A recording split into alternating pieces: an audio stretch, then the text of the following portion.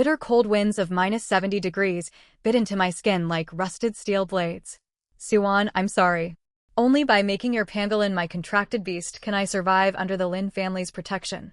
As for you, stay here and feed the snow wolves. Lin Weiwei's usually gentle face twisted. Amid the swirling snow, she shoved me hard, sending my weakened body tumbling down the bottomless snow-covered valley. As weightlessness pulled me downward, I saw my badly injured Earth attribute pangolin trapped tight by iron chains. It let out desperate, shrill cries, yet Lin Weiwei forced it onto a contract array. Choking cold and bone-deep hatred crashed over me all at once. Suan? Suan, it's your turn to pick a spirit beast. What are you daydreaming about? Does finishing dead last mean you get to slack off as a beast master? A sharp rebuke boomed beside my ears like thunder. I jolted awake, gasping for breath, cold sweat beading thickly across my forehead. Bright, warm light flooded the tiered classroom. Sunlight streamed through spotless floor-to-ceiling windows and spilled across the desks, wrapping everything in gentle warmth. At the podium, homeroom teacher Old Zhang glared at me with a dark expression. 30 spirit beast crates glowed with cool blue preservation light, neatly stacked beside him. I froze for 3 full seconds, then pinched myself hard. It hurt. I turned my head and glanced at the digital calendar flickering in the top right corner of the blackboard, September 1st, 2029. Spirit Beast Department, High Martial Arts University, Selection Day for New Spirit Beasts. I had been reborn. I was back, half a month before the global deep freeze catastrophe. 100 years prior, spiritual energy had revived across the globe, launching humanity into an era of martial power and spirit beast contracts. No one knew that in half a month, Earth would suffer a cataclysmic cold snap. Temperatures would plummet to -80 degrees in a single day. 90% of humans and spirit beasts would freeze to death in the first wave. In my past life, I was left with rejects. As the bottom-ranked student on the National Beast Master exam, I received a juvenile Earth attribute pangolin with only 15% pure bloodline. The whole class mocked me, saying I was doomed to a menial life digging tunnels and doing construction work. No one could have guessed what would happen next. Once the eternal freeze hit, all legendary and epic rank divine beasts perished, unable to endure the bitter cold. My scruffy, supposedly useless pangolin awakened 2 god-tier talents, burrow construction and constant temperature aura. It dug a shelter 100 meters underground, a haven of perpetual warmth. It became the most coveted safe zone in the apocalypse.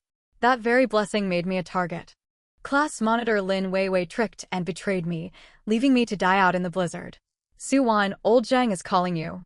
Stop embarrassing yourself. A mocking voice pulled me back. I looked up to see Lin Weiwei.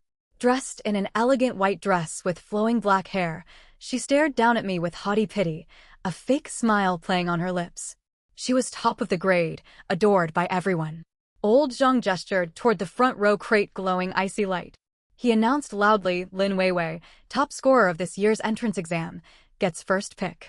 This juvenile legendary rank Ice Phoenix is yours. Thunderous applause and gasps swept through the classroom.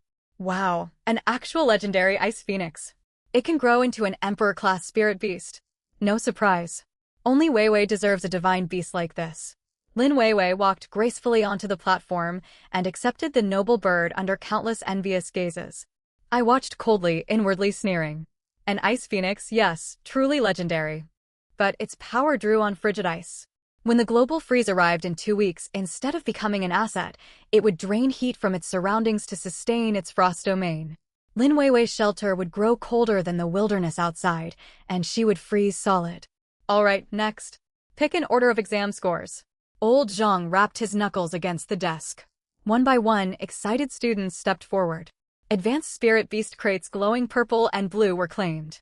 2 hours later, it was my turn, the very last student. Only one crate remained in the corner of the podium. Dust-covered, its protective blue light flickered weakly, on the verge of failing. Inside huddled a dusty gray creature curled into a ball, looking like nothing more than a clod of dirt, the pangolin. The whole class burst into laughter. Ha ha, a pangolin. Dig tunnels for construction work. Such worthless Earth attribute bloodline. You shame our spirit beast department. I paid no mind to the jeers. My fingers trembled with quiet excitement. Old friend. This time, I will never let anyone take you away. Together we will thrive and rise above all in the end times. I took a deep breath and walked toward the podium, reaching for the pangolin's crate. The moment my fingertips were about to make contact, wait. A sharp, urgent shout echoed from the back of the room. I froze and turned around. Lin Weiwei clutched her ice phoenix tightly. She hurried toward me, steps rushed, face pale yet burning with wild greed. Silence fell over the classroom. Every pair of eyes locked onto her. Even old Zhang looked confused. Lin Weiwei, is something wrong? Ignoring the teacher, Lin Weiwei fixed her sharp gaze on me. Tears welled instantly in her eyes. Drawing a deep breath, she spoke loudly with sincere, self-sacrificing pity. Suwan, I want to swap spirit beasts with you. The classroom erupted in shock. Wait, did I hear that right? Goddess Weiwei wants to trade her legendary ice phoenix. Trading it for that useless pangolin? That makes no sense. What a waste of an incredible beast. Old Zhang frowned sternly and stepped forward. Lin Weiwei, this is nonsense. Spirit beast selection follows school rules. The ice phoenix was raised at enormous public cost. You cannot just give it away. Lin Weiwei turned toward him, tears glistening without spilling, her voice trembling. Teacher Zhang. Suwon comes from a poor family and scored poorly on her exams. If she contracts the pangolin, her future is ruined. My own talent is strong. Even with an ordinary beast, I can work hard. I just want to help her. Please. Her speech sounded perfectly selfless and deeply moving. Many boys in the audience were genuinely touched. Truly an angel. Weiwei has such a kind heart. Suwan is unbelievably lucky, getting offered a legendary beast for free. Standing beside the podium, I stared at Lin Weiwei's saint-like performance, my mind reeling. Something was very wrong. In my previous life, after obtaining the ice phoenix, Lin Weiwei had been unbearably arrogant. She had not spared the pangolin a single glance. Early in the freeze, she had even called my beloved companion a filthy dirt dweller. Now she was eager to give up the ice phoenix just to obtain the pangolin? I spotted greed buried deep behind her eyes, along with hidden resentment and killing intent directed toward me. A thought flashed through my mind. Could Lin Weiwei also be reborn? She had frozen to death in her ice phoenix's frigid aura in her past life. Before dying, she had watched me live comfortably inside the warm underground shelter built by my pangolin. Reborn, she rushed to seize my apocalypse-defining lucky asset. To test my theory, I frowned in feigned hesitation and lowered my voice so only she could hear. That does seem difficult. I've heard weather patterns have been strange lately. What if a global deep freeze hits? What if a global deep freeze hits in 2 weeks and temperatures drop to minus 70-odd degrees? Won't the fragile pangolin freeze? Her reaction was immediate. At the words global deep freeze and minus 70-odd degrees, all color drained from her face. Her pupils constricted sharply. Her breathing hitched. She quickly forced a stiff laugh. Haha, Suwan, that's ridiculous.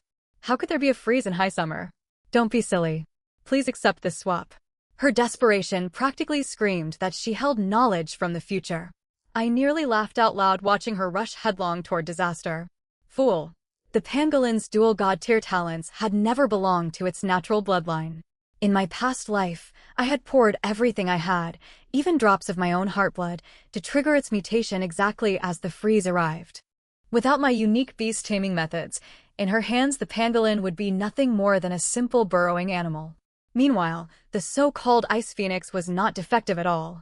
Its ancient blazing phoenix bloodline was awakening. The icy power was merely a defensive disguise. If she insisted on chasing misfortune, I would grant her wish. I glanced down at the pangolin crate, sorrow stirring inside me, ready to mentally bid farewell to my old wartime companion. But at that very moment, the dusty gray pangolin curled up inside the crate stirred. It peeked when I opened. Human-like cunning and resentment glinted in its small gaze. Through the glass, toward me, it blinked slowly 3 times in a row. 3 blinks. This familiar rhythm sent shivers racing down my spine. 3 blinks. This could not possibly be coincidence. 5 years into the apocalypse of my past life, when order had collapsed and mutated beasts roamed free, the pangolin and I had been trapped inside a chasm. To hide from powerful enemies, we created a set of signals using mental focus and blinks. 3 blinks meant, don't worry. I've got your back. I froze completely. My mind buzzed. No way. Had my pangolin also been reborn? I stared hard at the crate. After blinking, The pangolin rolled over at once, resuming its listless, half-dead act as a worthless beast. Relief washed over me. The odds had just swung firmly in our favor. This was not just 2 people reborn. This was 3 rebirths. Lin Weiwei thought she had grabbed the script for stealing supreme fortune. Instead, 2 reborn humans and 1 reborn, crafty pangolin set a trap. Suan, what are you still hesitating for? One of Lin Weiwei's admirers called out impatiently from below. Don't spurn such a generous offer. Exactly. You are incredibly fortunate, yet you pretend to be unhappy. I suppressed the urge to grin widely and put on an expression of reluctant compromise. I sighed loudly. Class Monitor Lin, since you insist so strongly, refusing would make me look ungrateful. Thank you. You are truly very kind. It is nothing. We are classmates. Helping one another is only natural. Joy burst openly across Lin Weiwei's face. She grabbed the swap agreement before old Zhang could finish formal procedures, scribbled her signature, snatched the dusty pangolin crate, and hurried back to her seat. She clutched it like priceless treasure, terrified I might change my mind. I watched her retreating back, silently wishing her well. I wished her well in the coming -80-degree blizzard with her supposed ultimate safe haven. I turned around and reached for the legendary spirit beast crate radiating icy chill. I lifted the lid. Inside sat a palm-sized snow-white fledgling. Its feathers glistened like crystal frost, eyes closed, radiating cold, unapproachable energy. The instant my fingertip brushed its plumage, it snapped its eyes open. Ruby-red irises blazed, flecked with faint golden fire. Cree-eye. A clear, youthful phoenix cry echoed directly inside my mind. In the next instant, the little bird snapped forward and nipped my fingertip hard. Ugh. I drew back with a sharp breath. A drop of blood welled up and vanished into the fledgling's forehead. Brilliant golden contract runes bloomed beneath our feet, flooding into my spiritual consciousness. Voluntary contract. A legendary rank spirit beast had forged a bond with me without any drawn summoning array. Dead silence filled the classroom. Old Zhang's eyes bulged in shock. Before I could process what had happened, a childish yet haughty, sharp-tongued voice spoke inside my mind. Foolish human girl. What are you staring at? Being chosen by me is the greatest luck you shall ever know. Hurry up and hold me gently. I am freezing. Me? I held the fluffy little bird whose body felt like solid ice, thoroughly confused. What on earth was happening? In my past life, after Lin Weiwei contracted it, this phoenix never gained self-awareness. It only consumed ice crystals and blasted cold winds, a mindless combat beast. Now it had voluntarily bonded with me and could speak mentally, calling itself this young master. What are you gawking at? Your behavior is rude. The boy-like mental voice sounded indignant. I returned to my seat, pretended to stroke its feathers and communicated through thought. What exactly are you? Aren't you supposed to be an ice phoenix? Bah. Do not insult me with that ignorant label. The little bird settled comfortably against my arms and huffed arrogantly in my mind. My name is Qian. I am the sole atavistic descendant of the ancient heavenly phoenix. In my juvenile form, my fire grows too powerful. To protect my core essence, I instinctively shroud myself in frost energy. The so-called expert beast tamers at this school foolishly suppressed my power with eternal glacier runes. Utter incompetence. I was stunned. Ancient heavenly phoenix? Blazing phoenix atavism? This was no ice element beast.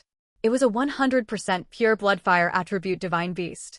Once the apocalyptic deep freeze descended in 2 weeks, ice powers would become a fatal burden. A reborn heavenly phoenix was essentially a walking, endlessly powerful heat source, capable of unleashing flames to fight and burn through all threats. I had traded an undeveloped pangolin and received the ultimate portable heat source for the end times. Why choose me? I asked mentally. Lin Weiwei topped our exams. Her spiritual power is no weaker than mine. Qi Yan's mental tone was dismissive. That woman's soul reeks of greed, manipulation, and heavy aura of impending death. Disgusting. Your soul is weak yet warm and pleasant, barely acceptable. Stop touching my tail. It is very sensitive. Behave yourself. The bird fluffed up all its feathers, snow-white plumage tinted faint pink. It buried its head beneath its wing, clearly flustered. Cute and easily flustered. I poked its soft round belly with my fingertip, making it squawk furiously inside my head. Meanwhile, up at the podium, old Zhang addressed the whole class. All right, spirit beast selection is finished. Now everyone follow my instructions and draw contract arrays to strengthen your soul link with your spirit beasts. Remember, once sealed, you share life and death. Students bit their fingertips and wove golden spirit beast contract runes in the air according to textbook instructions. I half-heartedly traced a basic equal partnership contract while my gaze drifted toward Lin Weiwei in the front row. She was drawing a master-servant contract, a binding array granting her absolute dominance over her beast. On her desk, the dusty pangolin lay seemingly bored. Through my sharp beast-tamer senses, I noticed its tail swaying in a very deliberate rhythm. Its tiny paws quietly, subtly tweaked the glowing golden runes along the edge of Lin Weiwei's array. Having fought side by side with this creature for 5 years in the apocalypse, I knew what it did. It was altering the contract symbols. I nearly choked watching the pangolin's sly mischief. Truly a hardened survivor forged by the apocalypse. Even more devious than I was. I bit my lower lip hard to keep from bursting out laughing in the classroom. What the pangolin had tampered with was no ordinary rune, it was the core master-servant reversal formation mark of the contract. In our past life, we had copied this obscure ancient formula from an ancient ruin, intending to use it to defend against enemies. Never had I imagined that in this life, the pangolin would turn it against Lin Weiwei. Lin Weiwei, may fortune favor you. Buzz. With a crisp mental resonance, the contract array in front of Lin Weiwei blazed to life. Brilliant golden pillars engulfed both her and the pangolin. Triumph shone plainly on Lin Weiwei's face. She turned and shot me a provocative glance. Her look seemed to say, Suan, you failure, just watch. The god-tier cheat is mine now. At the same time, the contract array before me finished activating. Since Qian had offered to form the bond voluntarily and deliberately suppressed his divine phoenix aura, the array glowed faintly, almost pitifully dim. Whispers broke out among the surrounding classmates. TCH, just as expected of the class failure. Even with a legendary rank Ice Phoenix handed to her, the contract light is this weak. What a waste of an Ice Phoenix in her hands. It will probably degenerate after a few days under her care. Hearing the jeers, Lin Weiwei's gentle, artificial smile widened. She turned around, eager to demonstrate absolute control over her god-tier pangolin. Little one sit. Shake hands. Lin Weiwei held out one elegant hand and issued the order through mental power. The whole class leaned in to watch. Yet, the pangolin rolled over on the table, not even bothering to lift its eyelids. It scratched its hindquarters with its short hind claws, gave a deeply human-like long yawn, and pointed its rear straight toward Lin Weiwei's face. Silence crashed over the classroom. Lin Weiwei's smile stiffened. She struggled to maintain her gentle persona, channeling more mental power and sharpening her tone. Sit. Shake hands. The pangolin flopped on the table, covered its ears with its claws, and began to purr loudly. Pfft. Some students could no longer hold back their laughter. Lin Weiwei's face burned with embarrassment. This treasure she had shamelessly seized while bearing the title of top-ranked student refused to obey. Suan, is this pangolin simply stupid? Someone called out. Right, that explains its mere 15% bloodline purity. It cannot even understand basic commands. I ignored the taunts and sneers. In my mindscape, I quietly linked my spiritual thread to the pangolin's. Hey buddy, well done, I teased mentally. Hey mistress. The pangolin's honest yet mischievous voice echoed inside my head. That hypocritical girl killed us in our past life. Does she really think I will obey her every command in this one? Puh. I altered the formation. The master-servant contract is reversed. Now I am the master and she is the servant. Whenever she tries to force me to obey through the contract, backlash pain will rebound onto her, amplified. I clicked my tongue in admiration. Truly devious. I liked it. Up on the platform, Lin Weiwei finally lost her patience. Under the eyes of the whole class, her pride burned. Disobedient brute. You need to be punished to learn who your master is. Dropping her false gentleness, Lin Weiwei's eyes turned cold. She poured every ounce of her beast-tamer mental power into forcing punishment through the contract. Watching this unfold, I hugged Qian tightly and quietly stepped backward. The pangolin cooperated perfectly. It tucked its head between its paws and let out a shrill, wounded squeal. The instant Lin Weiwei unleashed her punishing mental power, a blood-curdling scream ripped through the lecture hall. Spiderweb-like veins burst across Lin Weiwei's eyes. She clutched her head in agony, collapsed heavily to the floor, her senses reeling. Her body shook violently. Blood rose in her throat. Pfft. A spray of bright red blood splattered across the snow-white desk. Scarlet mist hung in the air, spattering firmly across the desk before Lin Weiwei. She writhed like a fish out of water, hands clamped to her head, slumped limply in her chair. Her skin was ashen, veins bulging on her forehead, trembling violently from agony. Weiwei, monitor. What is wrong with you? Chaos erupted across the classroom. Several boys who constantly fawned over her rushed forward and clumsily propped her up. Teacher Zhang, the homeroom teacher, was alarmed. He strode down from the podium at once, placing his palm against Lin Weiwei's forehead. Green healing light for beast-taming magic glowed from his fingertips. This, mental power backlash? Teacher Zhang sensed the raging, chaotic fluctuations inside Lin Weiwei's consciousness, his expression turning grave. How is this possible? Against merely an earth element pangolin, your mental power should easily overwhelm it. Why suffer backlash? Lin Weiwei bit her bloodless lip, tears welling from pain. What could she possibly say? Could she admit that the useless pangolin she had stolen had secretly altered the contract array and flipped their master-servant positions? If word got out, her reputation as top student would be destroyed. The school would suspect her of using crooked methods. Even her secret of rebirth might be exposed. I am fine, Teacher Zhang. Gritting her teeth, she forced the words out, shakily bracing herself against the desk to stand. I must have overtrained last night. My mental power slipped out of control just now. Sigh, you push yourself far too hard. Teacher Zhang sighed, fully convinced by the star student's lie. He shot a reproachful glare at the innocent-looking pangolin lying on the desk. This pangolin's bloodline is muddled and stubborn. You just formed a contract with it. You must take things slowly. Yes, teacher. I understand. Lin Weiwei gritted her teeth and glared venomously at the pangolin.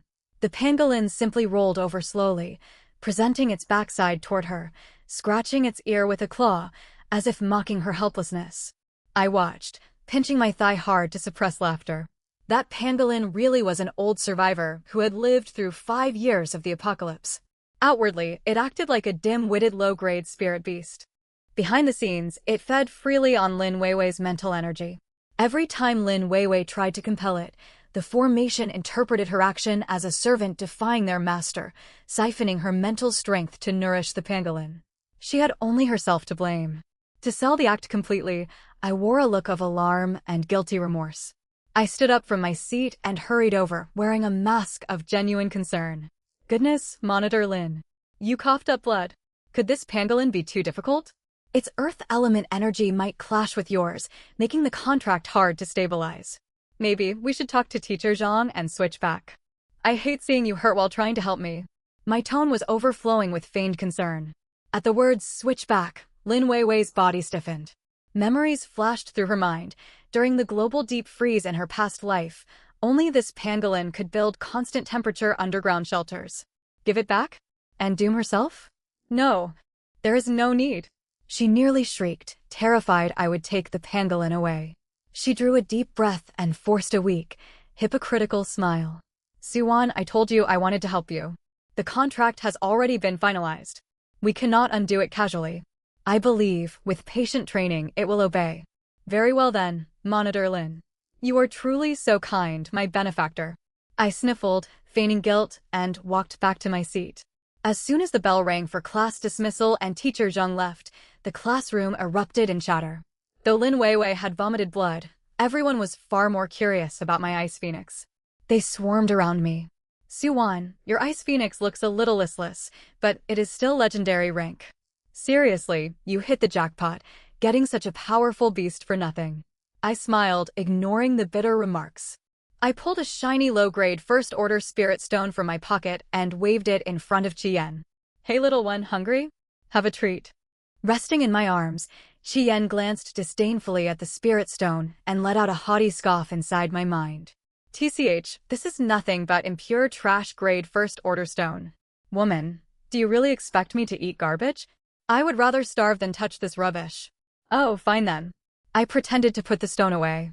Before I could pull my hand back, Qian's beak shot forward in a blur, snatching the spirit stone. He crunched it to pieces and swallowed it in an instant, gobbling it down like a greedy chicken. Sure, whatever suits you. I raised an eyebrow. I only stopped you from littering this junk and polluting the environment. Qian snapped indignantly inside my head and turned his head away, pretending nothing had happened. A moment later, he secretly scratched my palm with his claw, a clear request, "Give me another." A quiet laugh escaped me, and I fed him 2 more stones. His arrogant yet honest reaction was utterly amusing. Meanwhile, Lin Weiwei sat in the front row wiping blood off the desk. She turned her head and caught the whole scene. She watched the ice phoenix that had frozen her to death in her previous life behave like a docile pet bird in my arms, even seeking affection. She glanced at her own table where the fat pangolin refused to so much as glance at her. Her fingernails dug deep into her palms, burning with overwhelming jealousy. Why? The ice phoenix had treated her with icy arrogance when it belonged to her. How had it grown so gentle for Suwan, that useless girl? That glory should have been hers. After school, I slung my bag over my shoulder ready to leave, when Lin Weiwei stepped out of a shadowed corridor and blocked my path. A twisted fake smile played across her face. She lowered her voice. "Suwan, wait. I need to talk to you." I lifted an eyebrow, staring at Lin Weiwei standing in my way. Had she already lost her patience? "Monitor Lin, what is it?" "I am in a hurry to get back to the dorm." I held Qian, who pretended to be asleep, against my chest and put on an innocent, harmless expression. Lin Weiwei glanced left and right to make sure no one in the hallway was paying attention. She stepped closer, tears welling in her eyes, voice dropping to a trembling murmur. "Suwan, I have thought long and hard. Even though I wanted to help you, this pangolin is far harder to contract than I anticipated. You saw the backlash that made me cough blood just now. I fear I truly cannot train it well. What if we ask the school to reverse the beast assignment?" Inside, I sneered. "Give it back? Dream on." Having realized the pangolin was a trap, and seeing how gentle the ice phoenix appeared, she wanted to snatch it for herself. "Huh?" But Monitor Lin, I widened my eyes in faint shock, looking troubled. "The contract formation has already finished. Besides, you said my foundation was poor, and I needed a strong spirit beast. If I insisted on switching back, everyone would call me greedy behind my back. I am scared of that." Lin Weiwei cursed inwardly at my cowardice, yet kept her tone soft and persuasive. "No one will judge you. I will speak to Teacher Zhang and take full responsibility for requesting the change. Rest assured, no blame will fall on you." "That won't work, Monitor Lin." I sighed and hugged Qian tighter. Even though it is legendary rank, I feel a special bond with this ice phoenix. Look, it nipped me gently just now. I cannot bear to part with it. Qian let out a disgusted huff inside my mind. "There is no special bond. I only like the scent of your soul." I blocked out his complaints and looked sincerely at Lin Weiwei. My refusal stoked a flicker of rage deep in her eyes. She took a deep breath to suppress her irritation and abruptly shifted topics. She leaned forward casually yet studied every micro-expression on my face intently. "Suwan, have you noticed the strange weather lately? I keep feeling like temperatures are dropping. Do you think there might be a sudden cold snap? Perhaps even a catastrophic deep freeze?" Here came her test. I sneered inwardly, but wore a thoroughly confused look. "Cold? Are you joking, Monitor Lin? It is June, 35 degrees outside. A cold snap? Have you overexerted yourself cultivating, or are you running a fever?" I held out my hand as if feeling her forehead. Lin Weiwei flinched backward in revulsion to avoid my touch. Her suspicion lingered, her stare unrelenting. "Have you bought cold weather supplies recently? Thick quilts, winter coats, generators? Now that you have an ice phoenix, shouldn't you stock up on frost-resistant materials?" "Monitor Lin, what on earth are you talking about?" I laughed lightly. "I only have 8,000 yuan in living expenses. After buying spirit stones, I can barely afford food. Where would I get money for all those random supplies? Besides, if a catastrophic freeze really were coming, the government would warn everyone well ahead of time. You have clearly read too many fantasy novels." I rolled my eyes, stepped past her, and walked away without looking back. "Bye-bye, Monitor Lin. Remember to drink plenty of warm water." Lin Weiwei stood frozen, watching my retreating figure. Suspicion faded, replaced by haughty contempt. "Fool. She is not a rebirther," she muttered under her breath, glancing with distaste at the pangolin in her arms. "So Suwan only got lucky. No matter. Once the deep freeze arrives and the pangolin awakens its dual talents, I will rule the apocalypse. As for you, freeze to death in the snow with that heat-sucking phoenix." Holding the pangolin, she walked off satisfied. Around the corner, my playful smile vanished. My gaze turned icy. "Playing mind games against me? She still had far too much to learn. Back in the dormitory, my 3 roommates were out for classes. I shut the doors and windows, set Chien down on the desk, and opened my mobile banking app. I stared at the number displayed on the screen and sank into deep thought. Balance, 8,200.00 yuan. 15 days remained until the global deep freeze struck. Temperatures would plummet to -80 degrees Celsius. Water and power supplies would fail. Public order would collapse completely within 3 days. With only 8,000 yuan, I could not even buy enough compressed biscuits to survive 3 days, let alone build a safe shelter. I had to earn my first substantial capital as quickly as possible. Woman, why do you keep staring at that sad string of numbers? Can money multiply out of thin air? Chien hopped across the desk, flapping his tiny wings toward my phone screen, sounding thoroughly disdainful of poverty. Of course not, I closed my phone and gave his fluffy cheek a soft squeeze. But brains can make money. Stop pestering me, kid. I am about to earn big. Woman, if you squeeze my face again, I will burn this whole desk down. Chien roared indignantly inside my thoughts, yet only fluttered his wings half-heartedly, making no real attempt to unleash fire. I ignored his tantrum. Memories from my previous life flashed rapidly through my mind. Early September 2029, shortly before the global deep freeze. In this high-power spirit beast tamer world, spirit beast materials and potions always earned the most money. I suddenly recalled that 9 days from now, on September 10th, a massive fire element spirit beast secret realm would emerge in the western regions. Beast tamers across the nation would flood there, sending prices for all fire element advancement materials and medicinal herbs soaring hundreds-fold overnight. Before that event, fire affinity spirit beasts were unpopular among young tamers. They demanded high mental power requirements and grew very slowly. As a result, fire element materials sold for next to nothing right now. Most basic of all was the blazing fire herb. Right now, at the spirit herb market near our school, one stock sold for merely 10 yuan. But once news of the western region's secret realm broke, within 3 days its price would jump from 10 yuan all the way to 200 yuan. This would be my seed money for turning my fate around. I took a deep breath and called my roommate Xiao Xiao. Hi Xiao Xiao, where are you? At the library. What is up, Wan Wan? My roommate's gentle voice came over the phone. Could you lend me 2,000 yuan? I'm in urgent need of money right now. I promise I'll pay you back within 10 days. I forced myself to ask. Though Xiao Xiao looked a little surprised, we had always been close.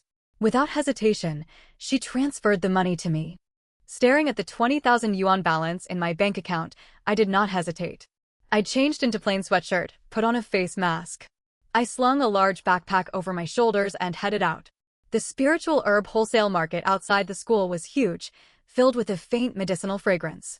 I walked straight toward stalls selling low-grade fire attribute materials. Shopkeeper, how much for these blazing firegrass? I pointed at those bright red, flame-like weeds laid out on the counter. 10 yuan per plant. If you buy in bulk, 9.5 yuan each. The vendor was a plump, middle-aged man, smoking a cigarette with indifference. Clearly, few customers came to this stall. I will take all of them. I patted my backpack. Give me everything you have. The vendor froze, nearly dropping his cigarette. Young lady, are you joking? I have more than 1,000 plants stored in my warehouse. Their medicinal potency fades over time. What are you going to do with so many? Feed livestock. Just get them for me, no more questions. I held out my phone and completed the payment.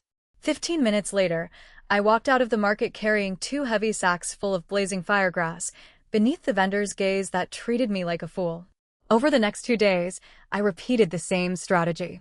I visited every spiritual herb market and pharmacy within a 10-kilometer radius. With my 20,000 yuan principal, I bought a total of 2,100 blazing firegrass plants. Our dormitory was filled with the thick, warm scent of medicinal herbs. Suan, have you lost your mind?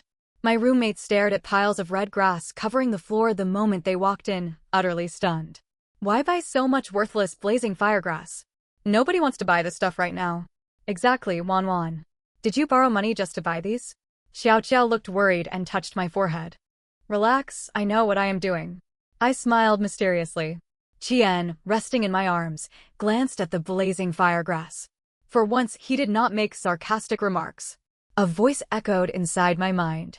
The quality is subpar, but these weeds will do to fill my stomach. Girl, you are not completely broke yet. Just wait and see. Tomorrow you will witness something amazing. I sat on my bed and checked the time on my phone. 10 a.m., September 10th. Right at that moment, my phone vibrated violently. A bold, blood-red headline popped up on every mobile screen. Urgent report from the Western regions. A massive spirit beast secret realm named Source of All Flames has been discovered in the Western region's desert. It's holding countless fire attribute treasures. Holy cow! A huge fire element secret realm has appeared in the Western regions. One roommate browsing her phone screamed and jumped out of her chair. Source of all flames? Good heavens! That means all fire affinity spirit beasts will get opportunities to advance. Oh no! I just checked the spiritual herb trading website. Prices for fire attribute materials are skyrocketing. Screams broke out across the girls' dormitory building. I sat up slowly and opened the spiritual herb trading app. On screen, the price curve for blazing firegrass surged upward like a roaring red dragon. 10 yuan, 30 yuan, 80 yuan, 150 yuan. Within merely 2 hours, the price of blazing firegrass soared to an astonishing 180 yuan per plant. Even at that price, supplies could hardly meet demand. Countless fire affinity spirit tamers stuck at bottlenecks frantically placed premium purchase orders online. One on. Xiao Xiao spun toward me, looking at me as if I were some kind of miracle worker. Those blazing firegrass you bought a couple of days ago. 2,100 plants in total. I grinned, showing my neat white teeth. Girls, stop standing there in shock. Help me pack them up. We will sell all of them at noon today. Wow! We are going to get rich. My roommates rushed over excitedly and crowded around me. The 4 of us divided up the work. At the largest trading center in the spiritual herb market, we sold every single blazing firegrass plant at an average price of 200 yuan within an hour. After paying transaction taxes and returning Xiao Xiao's loan, a huge sum showed up in my bank account. Balance, 392,000 yuan. 392,000 yuan. But this was only the beginning. I glanced toward the towering financial skyscraper downtown and wore a faint smirk. During this same period in my past life, ahead of the Great Freeze-induced energy reserve crisis, several small-cap stocks for heating supplies, new energy firms, and heavy industry enterprises received massive covert official financial backing. They racked up 10 consecutive daily price limit hikes within days. Now that I possess startup capital, I would make my fortune snowball even bigger. Without hesitation, I opened a stock trading account and poured all 392,000 yuan into Polar Heavy Industry, a stock widely considered junk. Wanwan, isn't this far too risky? You could lose every penny in stocks. Xiao Xiao watched my reckless trades, her heart pounding with anxiety. Relax. Fortune favors the bold. I took her hands. I will treat everyone to a fancy lunch. Order whatever you like. Qian poked his tiny head out of my coat pocket. His ruby eyes held complicated emotions. Through his spiritual perception, he could sense my soul was calm and self-assured. I hardly acted like an ordinary college girl. Instead, I carried the unyielding resolve of someone who had survived mountains of corpses and seas of blood. Girl, I admit you are somewhat different from ordinary humans, he said haughtily inside my head. But this is nowhere near enough. My spiritual energy consumption is enormous. This little money of yours cannot even satisfy a fraction of my needs. All right, young master. Once I earn more money, I will buy you a ton of volcanic rock to eat. Happy? I poked his plump belly, somewhat exasperated. For the following week, shares of Polar Heavy Industry went wild on the stock market. It hit upward price limits the moment trading opened every single day, 8 days in a row. People across the financial circle were baffled. On the 6th day, September 16th. I stared coldly at the multiplied figure on my trading screen. Greed did not get the better of me. I sold all my holdings right at the market peak and secured my profits. Final funds, 1,250,000 yuan. 1,250,000 yuan. In only a handful of days, I had gone from a poor student surviving on 8,000 yuan of living expenses to a millionaire. Meanwhile, in a school hallway, Lin Weiwei stood with a dark expression while talking on the phone. What? You could not stock up on blazing firegrass? You also failed to buy shares of Polar Heavy Industry? What good are you? She shouted furiously into her phone. In my past life, Lin Weiwei had survived the Great Freeze. But as a pampered young heiress, she never paid attention to shifts in grassroots economics or medicinal herb markets. She only vaguely remembered the news of the Western region's secret realm and the rally in energy sector stocks. By the time she tried to profit from them, all available supplies and stock shares had already been snapped up. She had no idea that the person who had taken all the profits, leaving nothing for her, was walking slowly past her, holding my ice phoenix in my arms. Hey, Monitor Lin. You seem really agitated. Is your pangolin misbehaving again? I gave her a bright, cheerful smile. Lin Weiwei saw my self-satisfied expression. Rage blurred her vision, and she nearly choked with anger. Don't get cocky, Suan. She gritted her teeth and muttered under her breath. I ignored her completely. With over 1.2 million yuan in hand, my safe house project could officially begin. In this new life, I would not wait for death inside our drafty school dormitory. I needed an absolutely safe, well-heated shelter that could withstand -80-degree cold and human chaos once public order collapsed. After school, I headed straight for a secluded high-end villa district near the campus. Built against a mountain, the place had originally been an unfinished luxury housing project left half-built. Later, a private defense solutions firm took over and remodeled the properties into fortified villas with independent basements. High prices and remote location kept most buyers away. But once the apocalyptic cold arrived, this would be a perfect fortress. Miss Su, this standalone villa you like comes with a 200-square-meter reinforced concrete air raid shelter buried 3 meters underground, the sales manager introduced warmly. It also has an independent heavy fuel generator and rainwater collection and purification system. The whole place was built to disaster shelter specifications. How much?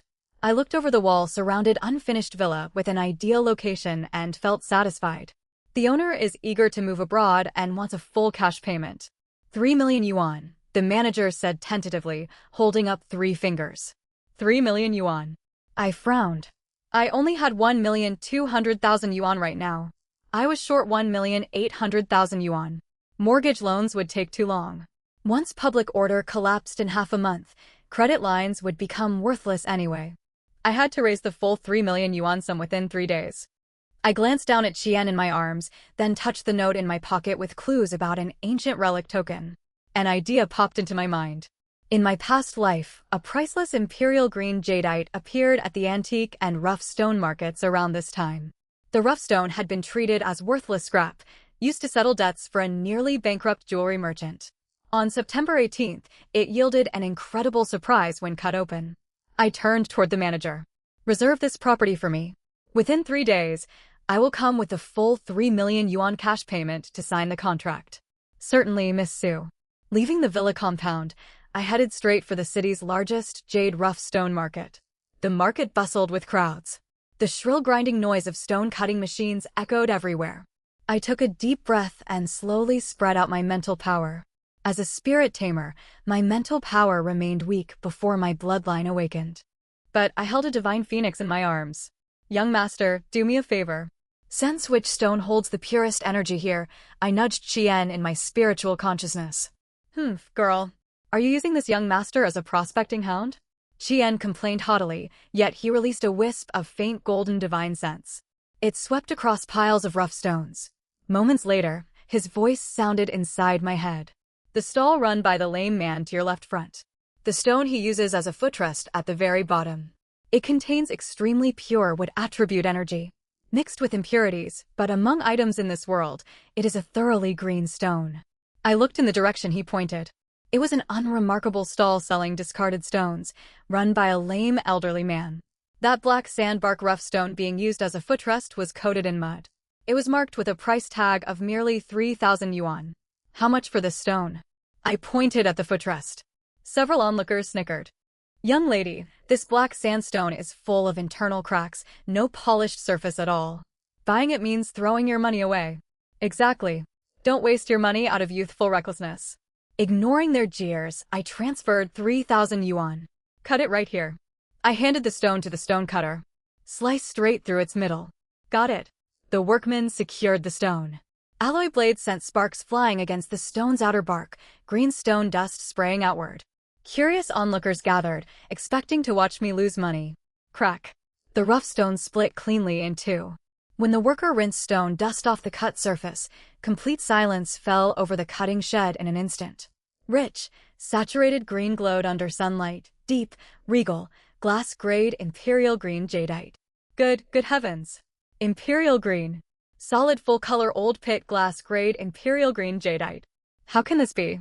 Imperial green jadeite from a Futra stone. Chaos erupted across the rough stone market. Merchants swarmed toward me like sharks smelling blood. Miss. 2 million yuan. Sell it to me. For million yuan. Don't listen to him. For million cash, transfer done right now. 5 million. An elderly yet powerful voice rang out from behind the crowd. A white-haired old man wearing a Tang-style robe walked over escorted by bodyguards. His eyes burned as he stared at the two halves of jadeite. Young lady, I had prosperous jewelry. This material is exceptional. I offer 5 million yuan. Funds will reach your bank in 3 minutes if you accept. Deal. I agreed without hesitation and gave him my bank card number. 3 minutes later, I stared at the text message notification showing my balance, 6,250,000 yuan, and finally let out a long sigh of relief. I had secured my safe house. I immediately called the villa sales manager and told him to come sign contracts and collect full payment. That afternoon, once all property ownership paperwork was finalized and I held the villa keys, I stood on the rooftop. Looking over the surrounding high boundary walls, I finally felt a flicker of safety. Before I could head downstairs, a familiar figure appeared at the villa community gate. Lin Weiwei wore cold-weather hiking clothes, accompanied by several real estate agents. She pointed and talked about the empty villa right next door. She lifted her head, and our eyes locked. The smile on Lin Weiwei's face froze instantly. I had just received my villa keys and stood on the rooftop thinking through cold-weather renovation plans when I spotted an acquaintance down on the paved road. Lin Weiwei wore brand-new windproof outdoor clothes and snow boots. Her pangolin shuffled slowly beside her. Two real estate agents stood close by, smiling broadly and introducing the vacant villa next door to her. Truly, you keep running into the same scheming person everywhere you go. I raised an eyebrow, holding Qian, who pretended to be an ice sculpture, in my arms, and watched her calmly. Sensing my gaze from the rooftop, Lin Weiwei looked upward. Our eyes met. Her fake smile vanished in an instant, shock evident on her face. Suwan. Her voice rose sharply, unable to hide her surprise. What are you doing here? In her mind, I ought to still be a poor underachiever living in the school dormitory, scraping by on 8,000 yuan for living expenses. Though this high-end villa area sat in a remote spot, every property built to defense shelter standards sold for several million yuan. There was no way I should be here. I walked slowly down the rooftop stairs, pushed open the villa's wrought iron gate, and looked at her with a faint amused smile. What a coincidence, Monitor Lin. Are you also looking at properties? Lin Weiwei hurried forward, her eyes scanning the brand-new villa gate behind me and the keys in my hand. Jealousy practically radiated off her. You are just browsing? Suwan, properties here do not come cheap. Can you even afford rent? Did someone shady bring you inside? She stressed the words afford rent and shady heavily, convinced I had gotten access through improper means. Before I could reply, the sales manager trotted over from inside the building. He held the fully stamped property ownership contract and respectfully handed it to me. Miss Su, all paperwork for your full cash purchase is complete. Here are all keys to your shelter villa, plus instructions for the combination lock on the independent generator room. This villa now fully belongs to you. Thank you for your hard work. I took the documents and slipped them into my bag. The manager's respectful words about my full cash purchase landed like a crisp slap across Lin Weiwei's face. Her eyes went wide, and her breathing grew heavy. Full cash? 3 million yuan? Where on earth did you get so much money, Suwan? Weren't you so poor you could barely afford spirit beast feed? Monitor Lin, that is none of your business. I leaned against the door frame and tapped the contract inside my bag leisurely. I got lucky, won a lottery prize, sold some grass and stocks I had bought earlier. It was just barely enough for this villa. I sneered inwardly. You tried to take my pangolin using knowledge from your past life memories. Why could I not earn my first fortune with my own foreknowledge? Lin Weiwei stared hard at me, thoughts racing. She began to suspect that I, too, had lived through the past. How else could I have suddenly amassed such wealth and buy a shelter villa with an air raid shelter precisely at this moment? She took a deep breath, forcing on her signature gentle, concerned expression, and stepped forward to test me. Suwan, please forgive my nosiness. Even lottery winnings should not be spent like this. You bought a villa with an air raid shelter and generator. Have you heard rumors? Like unusual weather, that temperatures might drop. Amusement welled inside me. On my face, I put on an innocent, confused look. Huh? Getting colder? Monitor Lin, are you running a fever? It is high summer right now, and the cicadas outside are driving me crazy. I bought this villa because my ice phoenix likes the cool basement. Besides, I leaned closer to her, lowering my voice and blinking mysteriously. The yard is huge and walled in. Perfect for keeping dogs. Once I spend my current savings, I plan to adopt over a dozen large wolf dogs from an animal shelter and let them run loose in the yard. Won't that be lively? Dogs.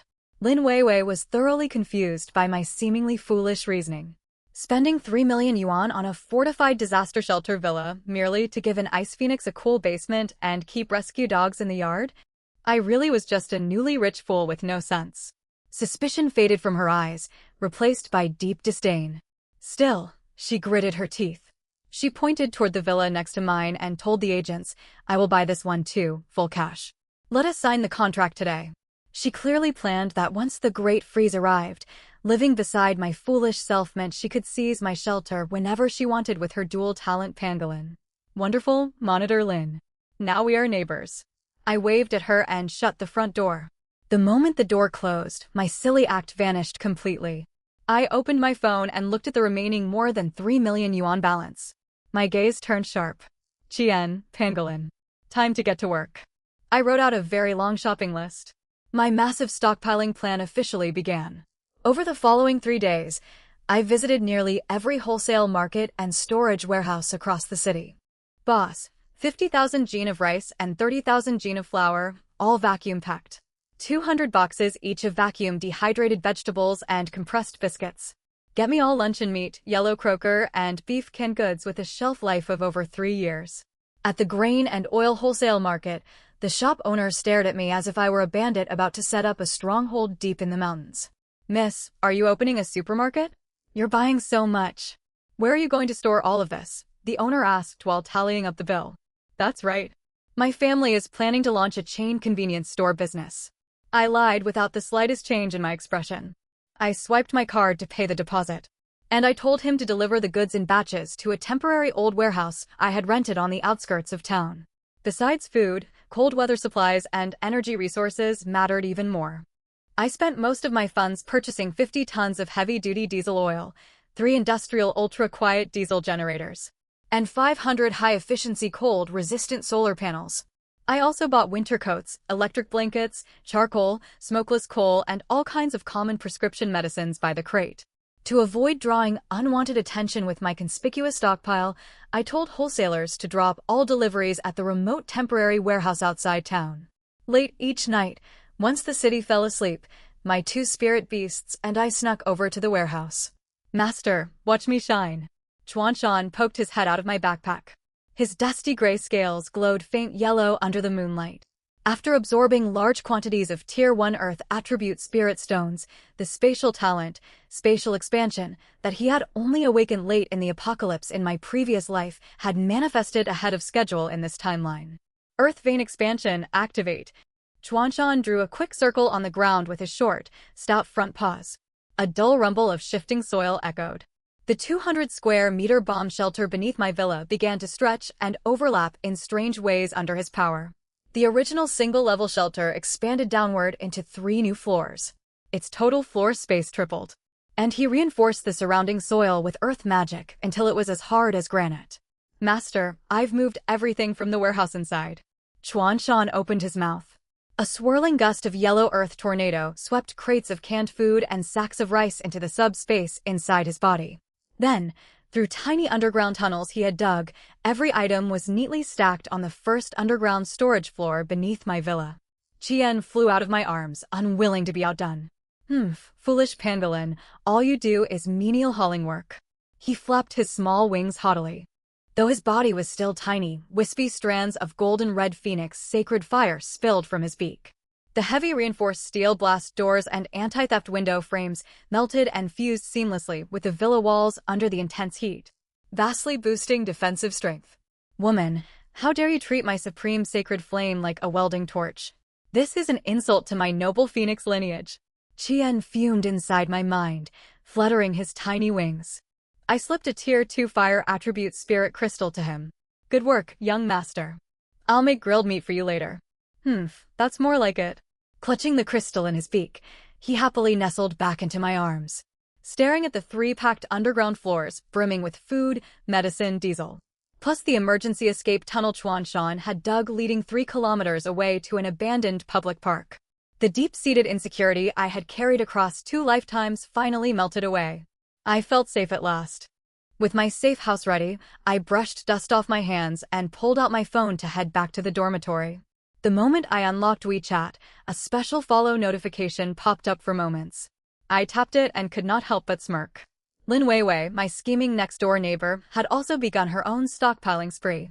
Yet her approach was nothing short of spectacularly misguided. Lin Weiwei had posted a 9-photo moments update with exquisitely staged pictures.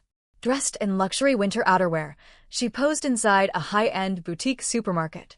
Her shopping cart held neatly stacked imported French bottled water, premium organic oatmeal, facial spray, and several boxes of air freight fresh strawberries. Her caption read, "Heard unusual temperature shifts may be coming. Girls should prepare well and look after themselves, stocked up on some daily supplies. Hope everyone stays safe." Heartsun, dozens of boys from our class spammed likes and comments below the post. President Weiwei is so far-sighted. Even stockpiling looks so elegant. Truly worthy of our class president. So kind to remind everyone to stay warm. I laughed out loud looking at her fancy bottled water and fresh fruit. In the -80-degree world of the apocalypse, that imported water would freeze solid within 10 minutes. Organic oatmeal offered hardly any high-calorie nutrition. The facial spray and strawberries took up valuable storage space and would not even trade for a simple ration of dry food. She was not prepping for doomsday. She was packing for a luxury vacation amid the end of the world. Not only that, Lin Weiwei was making a huge show of herself in our class group chat. Everyone, an abnormal Siberian cold wave is on its way. I suggest buying more down jackets and high-calorie food these days. If power cuts and freezing weather hit, you can take shelter at my villa. My pangolin will protect all of you. Her messianic attitude failed to warn anyone. Instead, many thought she was acting bizarre. Has Class President Lin been reading too many apocalypse novels? It's June. How can temperatures drop? It's 35 degrees and sweltering. Exactly. She just bought a fancy villa and wants to show off her wealth. Several boys who used to have a slight crush on her started avoiding her whenever she rambled on about doomsday. Sitting alone in a corner of the school cafeteria, holding Chien, I sipped an icy cola and watched the drama unfold on my phone. Master, your former classmate really does not think things through. Chuanshan's voice echoed inside my consciousness, full of amusement. This morning she forced me with contract magic to dig a cellar in her backyard. Following your orders to drag my feet, I dug for 5 minutes, then pretended to suffer heatstroke and collapsed twitching on the ground. Enraged, she punished me through our spiritual contract. The contract reversal formation reflected all that pain straight back onto her. She rolled 3 times across the floor and is still bedridden right now. Well done. You get extra chicken drumsticks when we get home. I praised Chuanshan silently in my mind. That woman has a foul spirit. Even her contracted beast detests her. She deserves it. Chien chimed in, pecking pieces of chicken off my plate with his tiny sharp beak. Woman, stop watching that fool. This young master is hungry. Give me more meat. All right, all yours. I smiled helplessly. While we savored the final days of calm before the eternal freeze, the school loudspeaker crackled to life. All freshmen of the Spirit Tamer Department, please assemble at Drill Ground 1 at 2 o'clock this afternoon for your first official Spirit Beast Combat Simulation Assessment. A combat assessment? My eyes narrowed. During this exact exam in my previous life, everyone mocked me because my pangolin possessed no offensive abilities. Lin Weiwei, meanwhile, stole the spotlight completely. This time would be different. No sooner had I stepped onto the drill ground than Lin Weiwei pushed through the crowd toward me. Her face still looked pale, clear leftover pain from the earlier magical backlash. Even so, her eyes burned with eager malice as she looked at me. Suwan, word has spread that you have contracted the legendary Ice Phoenix. Your strength must have grown tremendously. Why do not the two of us fight first as a demonstration match? Lin Weiwei spoke loudly, drawing every teacher's and student's gaze onto us instantly. The atmosphere on the drill ground ignited in an instant. Class President Lin versus Suwan? That will be total one-sided destruction. Do not jump to conclusions. Suwan has a legendary rank Ice Phoenix. What if it unlocked some god-tier skills? Give me a break. That little bird sleeps curled up in her arms all day long. It looks half dead. What combat power could it possibly have? Head teacher Zhang frowned from the viewing stand but did not intervene. Strength ruled everything in the spirit tamer department. He also wanted to see exactly what the supposedly legendary spirit beast picked up by a low-performing student could do. What do you think, Suan? Say the word if you would rather not fight, and I shall not press you. Lin Weiwei tilted her chin upward, her tone gentle yet her eyes cold with calculated scheming. She believed I retained no memories of my past life and that my underdeveloped phoenix was useless. Though still suffering lingering backlash, she commanded the pangolin, hailed as an apocalypse-defining asset in my previous timeline. If she crippled my phoenix during public combat, I would be helpless once the catastrophic freeze arrived. Very well. Since class president Lin is eager, I will play along. I set Qian, grumpy from being woken from a nap, down on the ground and patted his hindquarters gently. Go on, young master. Do not go overboard. Qian scoffed inside my mind. Woman, making me fight this inferior reptile? It sullies this young master's talents. We took our positions in the center of the battlefield. Lin Weiwei bit her fingertip, shot a wary glance at the pangolin beside her, and issued a mental command through their contract. Pangolin, use mud spike. Tear that bird apart. The pangolin on the ground slowly opened its eyes. It glanced at Lin Weiwei, then sent a secret look toward me. A hint of craftiness flickered in its small eyes. Attack, Lin Weiwei urged. The pangolin finally moved. It shuffled forward 3 meters at a leisurely pace, waddling like it was out for a stroll. Then, before every single onlooker, it tripped over its own left foot. It tumbled heavily onto the grass, rolled twice, and ended up lying flat on its back. Legs waving uselessly in the air, whimpering and refusing to stand. A deathly silence fell over the drill ground. 3 seconds later, thunderous laughter exploded across the viewing stands. Ha ha, is this the spirit beast of our top-scoring admissions student? It trips over its own feet.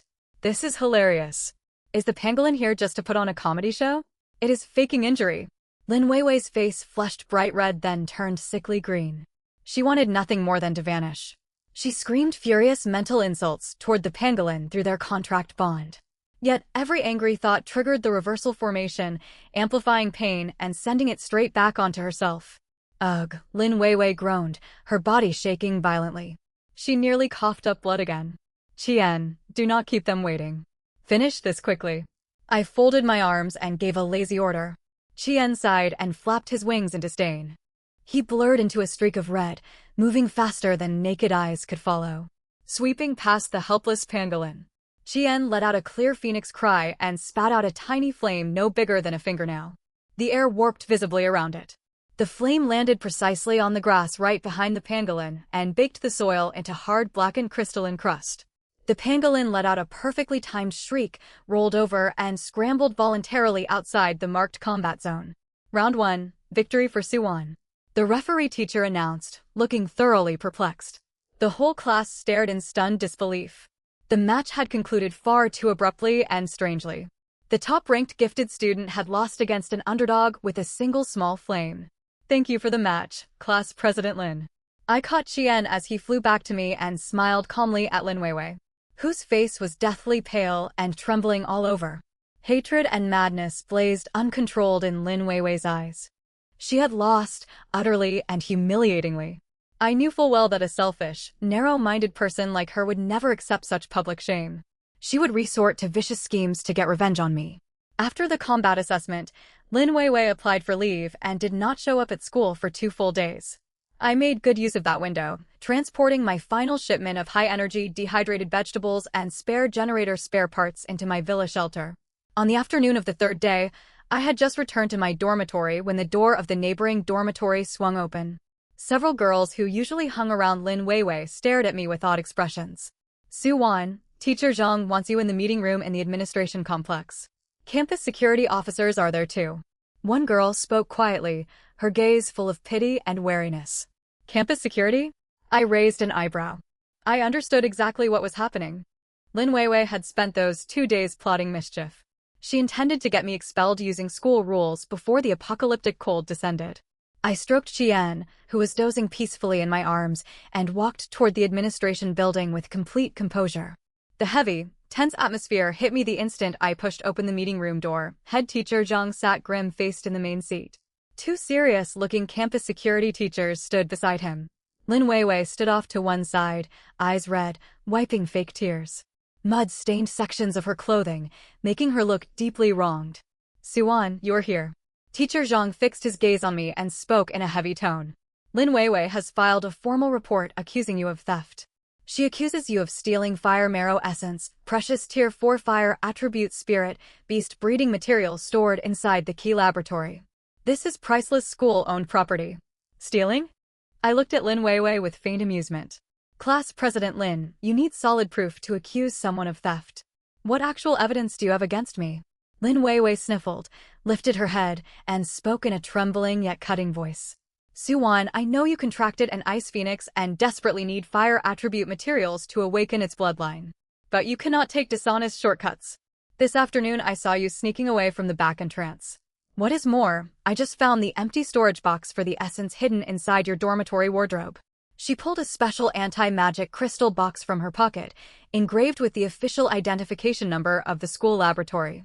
Suan, what explanation do you have? The security teacher glared sternly. I glanced at the box and sneered inwardly. Lin Weiwei had spared no effort framing me. Protected by heavy security measures, fire marrow essence could only have been removed by pulling strings with her influential family or leveraging her privileges as top-ranked student. She planted the empty box herself. If I were an ordinary student, this seemingly ironclad frame-up would have gotten me expelled immediately, even handed over to law enforcement authorities. Trapped behind bars once the eternal freeze hit, I would face certain death. Unfortunately for her, she had overlooked one critical detail. Teacher. If Class President Lin found only an empty box inside my closet, where is the actual fire marrow essence? It is a physical substance. It cannot simply vanish into thin air. I spread my hands, looking completely innocent. You must have hidden it on your person. Lin Weiwei said urgently, you hidden it on your person or somewhere inside your dorm.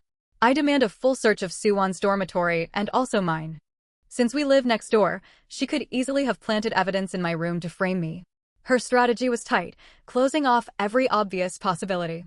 She believed her plan was completely flawless. Very well, let us go. The security teachers immediately marched toward the student dormitory building. 10 minutes later, we arrived on the third-floor female dormitory wing. First, they searched my dormitory thoroughly. They ransacked my bed, wardrobe, school bag, and even Cheyenne small nesting spot. All they found were a few changes of clothing and some white rabbit milk candies. There was no trace of the essence anywhere. That cannot be. Lin Weiwei's complexion shifted sharply. She nearly gave herself away on the spot. She quickly pointed toward her own dorm room. It must be inside my dorm. Suwon planted it there to incriminate me. Frowning, the security teacher kicked open Lin Weiwei's dorm room door. They headed straight for her wardrobe. A security teacher reached deep inside the hidden compartment and pulled out a red silk-wrapped red crystal pulsing with violent fire element energy. It was none other than the stolen fire marrow essence. How did it get there? Lin Weiwei stared at the crystal, utterly stunned. Her face turned ashen white. She had personally tucked this artifact underneath my mattress. How had it ended up back inside her own wardrobe? Silently, I gave a mental nudge to Chuanshan inside my consciousness. Nice work, little one. Hee master, it was nothing. Chuanshan snickered in my mind. I watched this scheming girl sneak over to plant evidence in the middle of last night. While she went to file her accusation with campus security this noon, I crawled through ventilation ducts into your dorm and moved the crystal straight back into her closet. She still has a great deal to learn about underhanded tricks. Lin Weiwei, how do you explain this? The security teacher's expression darkened with anger. I do not know. Suwon framed me. Lin Weiwei shrieked incoherently. Enough. Teacher Zhang slammed his palm down hard on the table. Looking utterly disappointed, Teacher Zhang added, surveillance footage from the laboratory building confirms only you entered the restricted laboratory at noon today, using your class president's spare key. You stole precious school-owned property and tried to frame a fellow student. You have brought shame on this institution. Teacher Zhang, I did not, that will suffice. Report to campus security to write your self-reflection. Contact your parents and await formal expulsion proceedings. The security teacher cut her off coldly and escorted her forcibly out of the dormitory building. The onlooking students burst into murmurs. They stared at Lin Weiwei as if she were garbage. Who would have thought that the monitor, who always seemed pure-hearted and kind, could have such a vicious heart? Exactly. She stole things and tried to frame someone else. What a sore loser. Lin Weiwei sobbed hysterically, her reputation destroyed. She was unable to utter a single word in her own defense. I stood at the end of the corridor, watching her receding figure as she was led away, and took a deep breath. The scorching summer heat in the air had unknowingly given way to a piercing chill. I walked over to the window and looked up at the sky. The once cloudless blue had been veiled by eerie gray haze. In the northern sky, a massive black cloud drifted slowly closer. Only 3 days remained before the arrival of the deep freeze. Abnormal weather had begun. After Lin Weiwei was taken away by the school's security office, gossip about her spread like wildfire across the entire Spirit Beast department for days on end. The top-ranking student and campus goddess, once held in highest regard, had overnight become a despicable person accused of theft and framing a classmate. This stark contrast made for perfect gossip fodder. Still, the chatter soon died down because the weather shifted. It was the early morning of the day after Lin Weiwei wrote her self-criticism. The moment I opened my eyes, I was met with bone-chilling cold inside the room. Outside, where June should have blazed with summer heat, heavy gloomy clouds hung low like a gigantic lead slab pressing down overhead. Ugh, why is it so cold today? My roommate Xiao Xiao shivered under her blanket and reached for the air conditioner remote, only to find the unit turned off. I stepped out onto the balcony and pulled back the curtains. Where temperatures normally soared to 35 degrees Celsius in the sweltering heat, the outdoor thermometer now read 5 degrees Celsius. Gale-force winds whipped through the campus plane trees. Torn leaves slammed against glass with sharp cracking sounds. A penetrating damp cold hung in the air, the classic omen right before the great freeze descended. By midday, school forums and online news had erupted completely. Unbelievable. Sudden June cold snap, ice has formed in some regions. Emergency meteorological bulletin, Central Eastern China faces a rare cold air outbreak. Driven by an anomalous split of the Arctic vortex, this cold spell is expected to last 3 to 5 days, followed by a rapid temperature rebound. Please remain calm and dress warmly. Reading the experts' confident reassurances and predictions of warming on my phone screen, I could only sneer inwardly. A rebound? Dream on. In half a month, Planet Blue would turn into a perpetually frozen wasteland. This was merely the prelude to the first cold wave. Temperatures would plummet catastrophically that very night. Hey boy, the wind is picking up. It's time for us to head to our new home. I tilted my head and patted the little ice bird curled up in my arms. Blaze fluffed its feathers and let out an arrogant huff inside my spiritual consciousness. This young master has long sensed fire elements draining wildly from the world. Woman, you had better hurry. My delicate body cannot stand this dreadful weather. Relax, you won't go hungry. I put my phone away and glanced at my 3 roommates rummaging for long thermal underwear. My expression turned serious as I warned them. Xiao Xiao, listen to me. While the supermarket is still open, hurry over and stock up on plenty of compressed biscuits, high-energy chocolate, and electric blankets. Get as much bottled drinking water as you possibly can. Xiao Xiao stared at me, half convinced. Want on, the news says it's just a few cold days. Isn't this overdoing it? Just trust me. This strange weather is far more serious than it looks. Without further explanation, I slung my backpack over my shoulder and hurried off campus. I had done what I could in this new life. Whether they survived the first brutal cold wave depended entirely on their choices. I jogged all the way to the Villa district. The neighborhood lay desolate. Gusts carrying fine ice pellets howled across the empty asphalt roads. I returned to my fortified villa and activated every defensive system at once. I slammed the explosion-proof steel gate shut and bolted it tight. Deep underground, on the 3rd level of the air raid shelter modified with spatial expansion, the heavy-duty diesel generator rumbled steadily. Warm air circulated through ventilation ducts, holding every room at a comfortable 25 degrees Celsius. But no sooner had I finished adjusting the villa's defenses than hurried, chaotic knocking echoed at the front door. Bang, bang, bang. Suwan, open up. I know you're in there. I raised an eyebrow and walked to the entrance, sliding open the observation window built into the security-proof door. Outside, standing in the snow, was Lin Weiwei. Clad in only a thin cold weather jacket, she shook uncontrollably from freezing. She hugged her dusty pangolin tightly, her face pale, knuckles whitened by her tight grip. Suwon, open the door. Her eyes welled with tears the second she caught sight of me, panic and urgency obvious. I know you have an independent heating system. The boiler in my villa next door broke. It's freezing inside. Let me take shelter here. I will lend you my pangolin, I swear. Her frantic manner made it plain she understood the Great Freeze's timeline had not shifted in this life.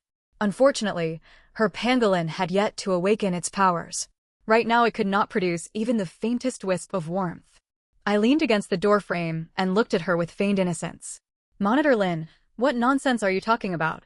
News reports say this cold snap will only last a few days. Your family is wealthy, can't you stand a little chill? Besides, this place is set up for pets. I have fur allergies, so I cannot receive guests. You ought to go back to your fancy villa and burn firewood. Goodbye. Suwon. You heartless wretch. You will regret this. The deep freeze is really coming. People are going to die. Lin Weiwei shrieked hysterically and tried to claw at the anti-break-in door. Bang! I shut the observation window without the slightest flicker of emotion. Late that same night, temperatures crashed without warning once more.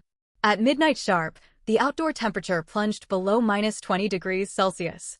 Accompanied by harsh sounds of short-circuiting wires, the whole city's power grid collapsed in an instant. Every light went out all at once. Darkness, together with endless stillness, descended upon humanity. Hailstones the size of fists, driven by gale winds, hammered relentlessly against the villa's double-layer tempered explosion-proof windows, producing teeth-grinding impacts.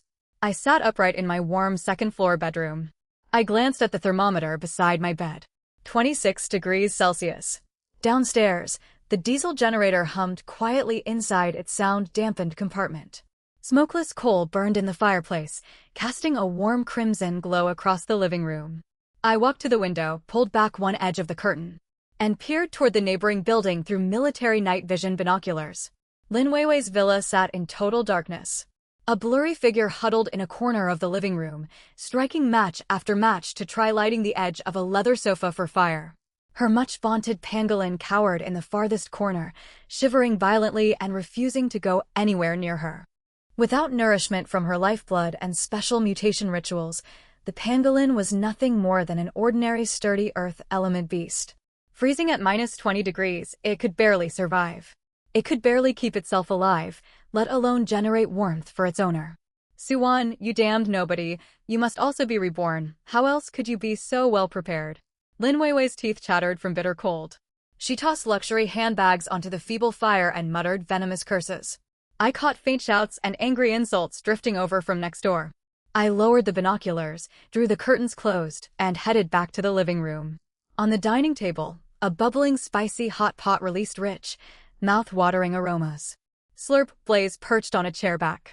Its ruby-red eyes locked firmly onto the beef slice held between my chopsticks, and I heard it swallow loudly. Woman, what are you eating? That smells strangely wonderful. This young master commands you to give me half at once.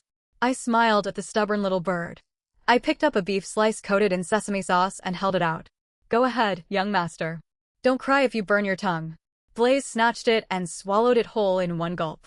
The next instant, its face flushed bright red. Golden red flames flared across its white plumage. Tiny flames sputtered uncontrollably from its beak. Ha-achoo. Hot. Spicy. Woman, you try to harm this young master. It flew frantically around the living room like a headless chicken before smashing its face straight into the bowl of iced coconut milk I set aside, gulping it noisily.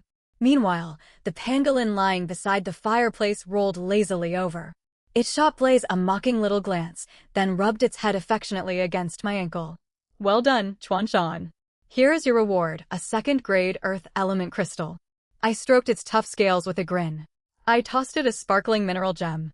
The pangolin caught it in its claws and crunched away happily as though eating a sweet potato. This was the end times. While countless people outside sank into despair from cold and hunger, my safe house brimmed with food scent and firelight. That peace was broken early the following morning by faint yet urgent knocking. I walked to the entrance and checked the security cameras. 3 girls sat kneeling in the snow outside, blue-lipped and covered in snow. They huddled tight together, their down jackets stiff with frost. They were my 3 roommates, Xiao Xiao and the other 2 girls from our dorm. Wan, open the door, please. Xiao Xiao's voice was so weak it was almost swallowed by the wind. Hoarfrost coated her eyelashes. Her hands, swollen purple-red from extreme cold, tapped feebly against steel. I frowned watching the monitor feed. In my past life, amid the collapsing order of the Great Freeze, Xiao Xiao was the only one who never joined Lin Weiwei in targeting me. Before Lin Weiwei framed me, she had even secretly given me half a rock-hard steamed bun. The other two roommates had been somewhat vain in daily life, but they hardly deserved death. Huff! I pulled open the explosion-proof door. A piercing gust carrying snow swarmed inside at once. Wan. Tears welled in Xiao Xiao's eyes the moment the gate swung open, freezing instantly. Get in, hurry. I hauled all three inside and slammed the heavy door shut, sealing off wind and snow. Bursting warmth washed over them, and the three girls collapsed onto the entryway floor. To them, the warm living room lights and burning fireplace felt like paradise. I handed each of them a mug of piping hot brown sugar ginger tea. Weeping, Wan. The dorm lost all power. Water pipes burst everywhere. It is impossible to stay there. Xiao Xiao held her mug and shook all over as she cried. So many students suffered frostbite. Some spirit beasts froze solid right inside dorm rooms. If we had not listened to you and bought warm clothes and compressed biscuits, we would never have made it here. The other two girls looked equally shaken. They drank their ginger tea greedily, gazing at me with gratitude. Suwan, thank you. Truly thank you. We would have frozen to death out there without you. I stood before them holding a mug of warm milk and cut off their thanks with a cool tone. Since you are inside, we need to lay down some ground rules. All three flinched, set down their mugs quickly, and looked at me attentively. First, this villa belongs to me. Inside these walls, my orders are absolute. No questioning will be tolerated. Second, nothing comes for free. I will not feed idle hands. Starting tomorrow, you three are responsible for household cleaning, assisting with generator maintenance, and sorting stored food supplies. Third, and most important, not a single word about this villa. Our power supply, food reserves, indoor temperature may leak to the outside world. If I find anyone sending messages outward through mental power or any other means, I will throw them straight out into the snow. My tone was icy. I was not joking. We agree. We absolutely agree. Xiao Xiao grabbed the other two girls' hands and replied without hesitation. After the horrifying night they had just endured, they fully understood how precious this warm sanctuary was. My expression softened slightly. I told Xiao Xiao to take the others to the empty second-floor guest rooms to bathe and change into dry clothes. Just then, the gate of the neighboring villa creaked open. Lin Weiwei stepped out, her face bluish-purple from freezing.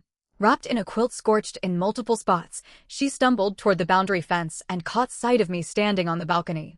Suwan, you selfish wretch. Lin Weiwei screamed, eyes blazing. You took in those poor roommates of yours, but refused to let me inside. I am the young lady of the Lin family. When my father's rescue team arrives, I will make you kneel and beg me. I leaned against the balcony railing, swirling my warm milk mug, and raised it toward her in a graceful toast. Very well then, young Miss Lin. Try not to freeze solid before your rescue team gets here. You. Lin Wei gasped for breath, overcome with rage. She coughed violently in the -20 wind, then retreated shivering back into her freezing house under her pangolin's disdainful gaze. I watched her miserable retreat, cold glint flickering across my eyes. Young Miss Lin, this was only just the beginning. By the fourth day of the Great Freeze, citywide temperatures had stabilized around -40 degrees Celsius. The whole city was fully paralyzed. Streets once bustling with crowds lay buried under more than 2 meters of snow. Occasionally mutated snow wolves loped across rubble-strewn roads, scavenging frozen human corpses. The school forum had gone completely dead 2 days after the blackout. Wan, teacher Lee posted an emergency notice in our class group. All surviving students are told to gather immediately at the school central gymnasium. Its large defensive formation has been repurposed as heating fireplaces for temporary shelter. Xiao Xiao held her phone and spoke anxiously. Signal was extremely weak, yet short messages still trickled through occasionally. I stared out at the raging blizzard and thought for a moment. In my previous life, the school gymnasium had indeed served as the main early period shelter. But shortages of supplies and collapsing public order soon turned it into a place where human nature revealed its ugliest side. Gather your gear. We are heading for the school. I instructed flatly. Huh? Are we really going? We are so safe right here. One roommate looked confused. We go to assess the situation, scout for supplies, and learn what is happening. You cannot survive the end times hiding indoors, completely blind to the world outside. I tightened the decorative collar around the pangolin's neck and settled Blaze around my shoulders like a white feather scarf. The pangolin wriggled inside my backpack unhappily. Master, it is freezing outside. I do not want to go watch those fools at school. Quit complaining.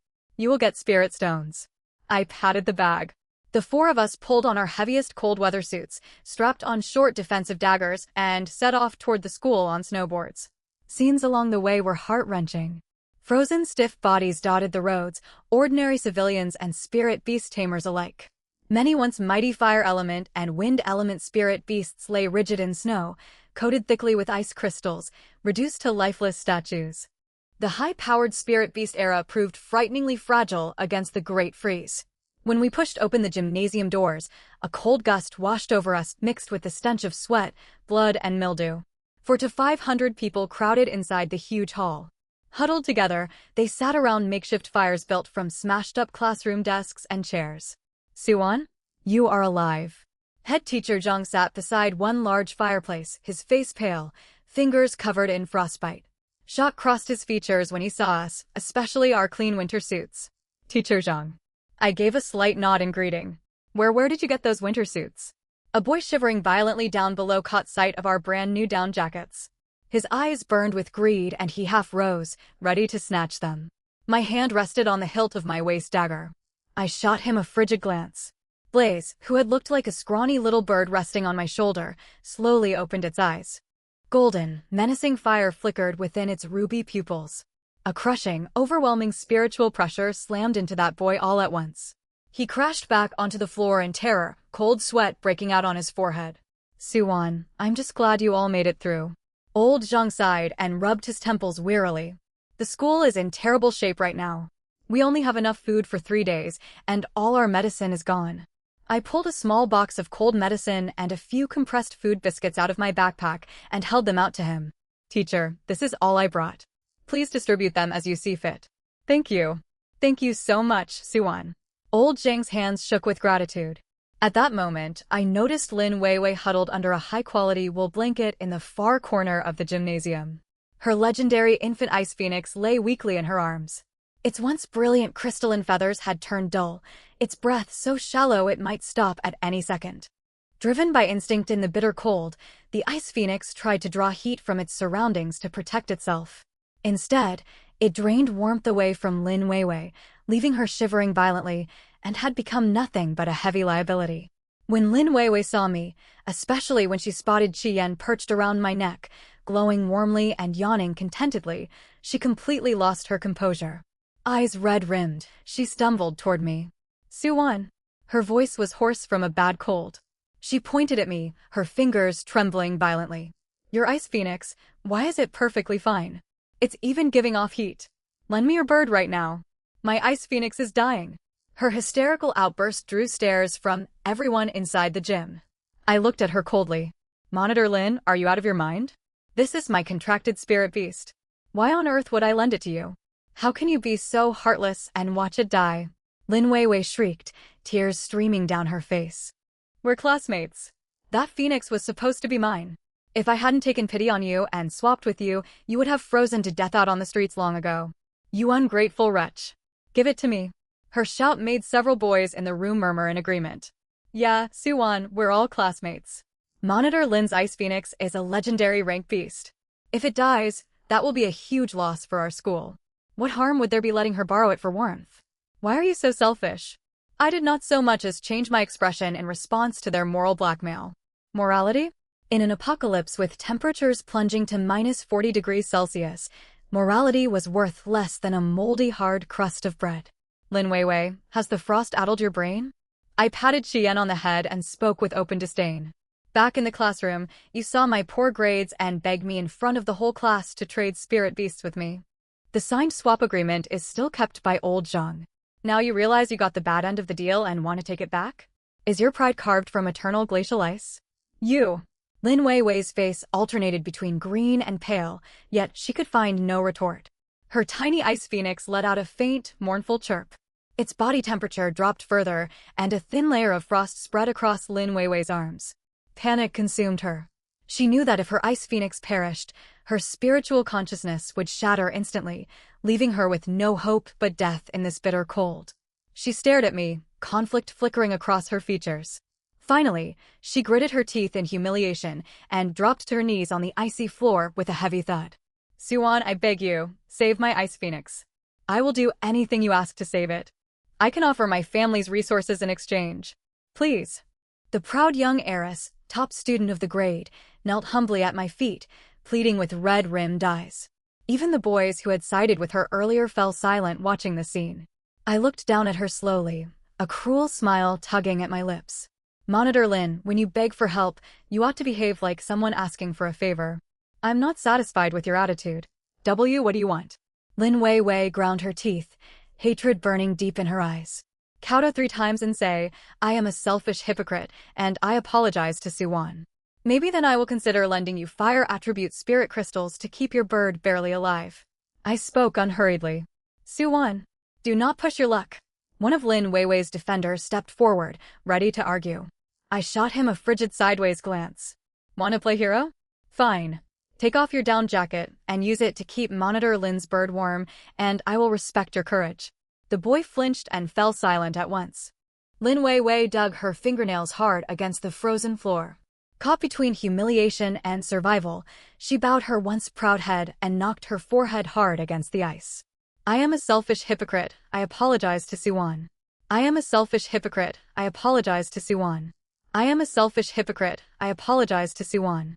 After the 3 repetitions, her forehead was bruised purple, and she bit so hard her lower lip bled. Good. I smiled with satisfaction. I pulled a fist nail-sized low-grade fire spirit stone, almost drained of energy, from my bag and tossed it onto the icy ground before her like alms. Here. Feed it to your bird. No need to thank me, Monitor Lin. With that, I turned and walked away with Qiao Qiao and the others beneath Lin Weiwei's murderous glare. Book 1 closed with Lin Weiwei's deeply humiliating public apology. Yet the second we stepped outside the gym doors, brilliant blue crystalline light erupted beside the bonfire in the center of the building. Good heavens! Look at Zhang. He has awakened a superpower. It's ice magic. He can conjure ice out of thin air. Wild cheers echoed through the gymnasium. I paused mid-step and glanced back. Surrounded by the crowd stood a boy with a haughty expression. A small sheet of ice emitting faint cold mist floated above his open palm. My eyes narrowed. The true game of the apocalypse had only just begun. I awakened a superpower? Wrapped in swirling blue ice light, the boy stared disbelievingly at his own hands. His name was Zhang Tao. He had always been unremarkable in class, and his contracted spirit beast was merely an ordinary ice attribute snow hair. Now the snow hair dissolved into a stream of light and merged into his forehead. With a casual wave of his hand, he summoned a block of ice as big as a brick from thin air. Wow! Ice-type superpower. Zhang Tao has awakened. We're saved.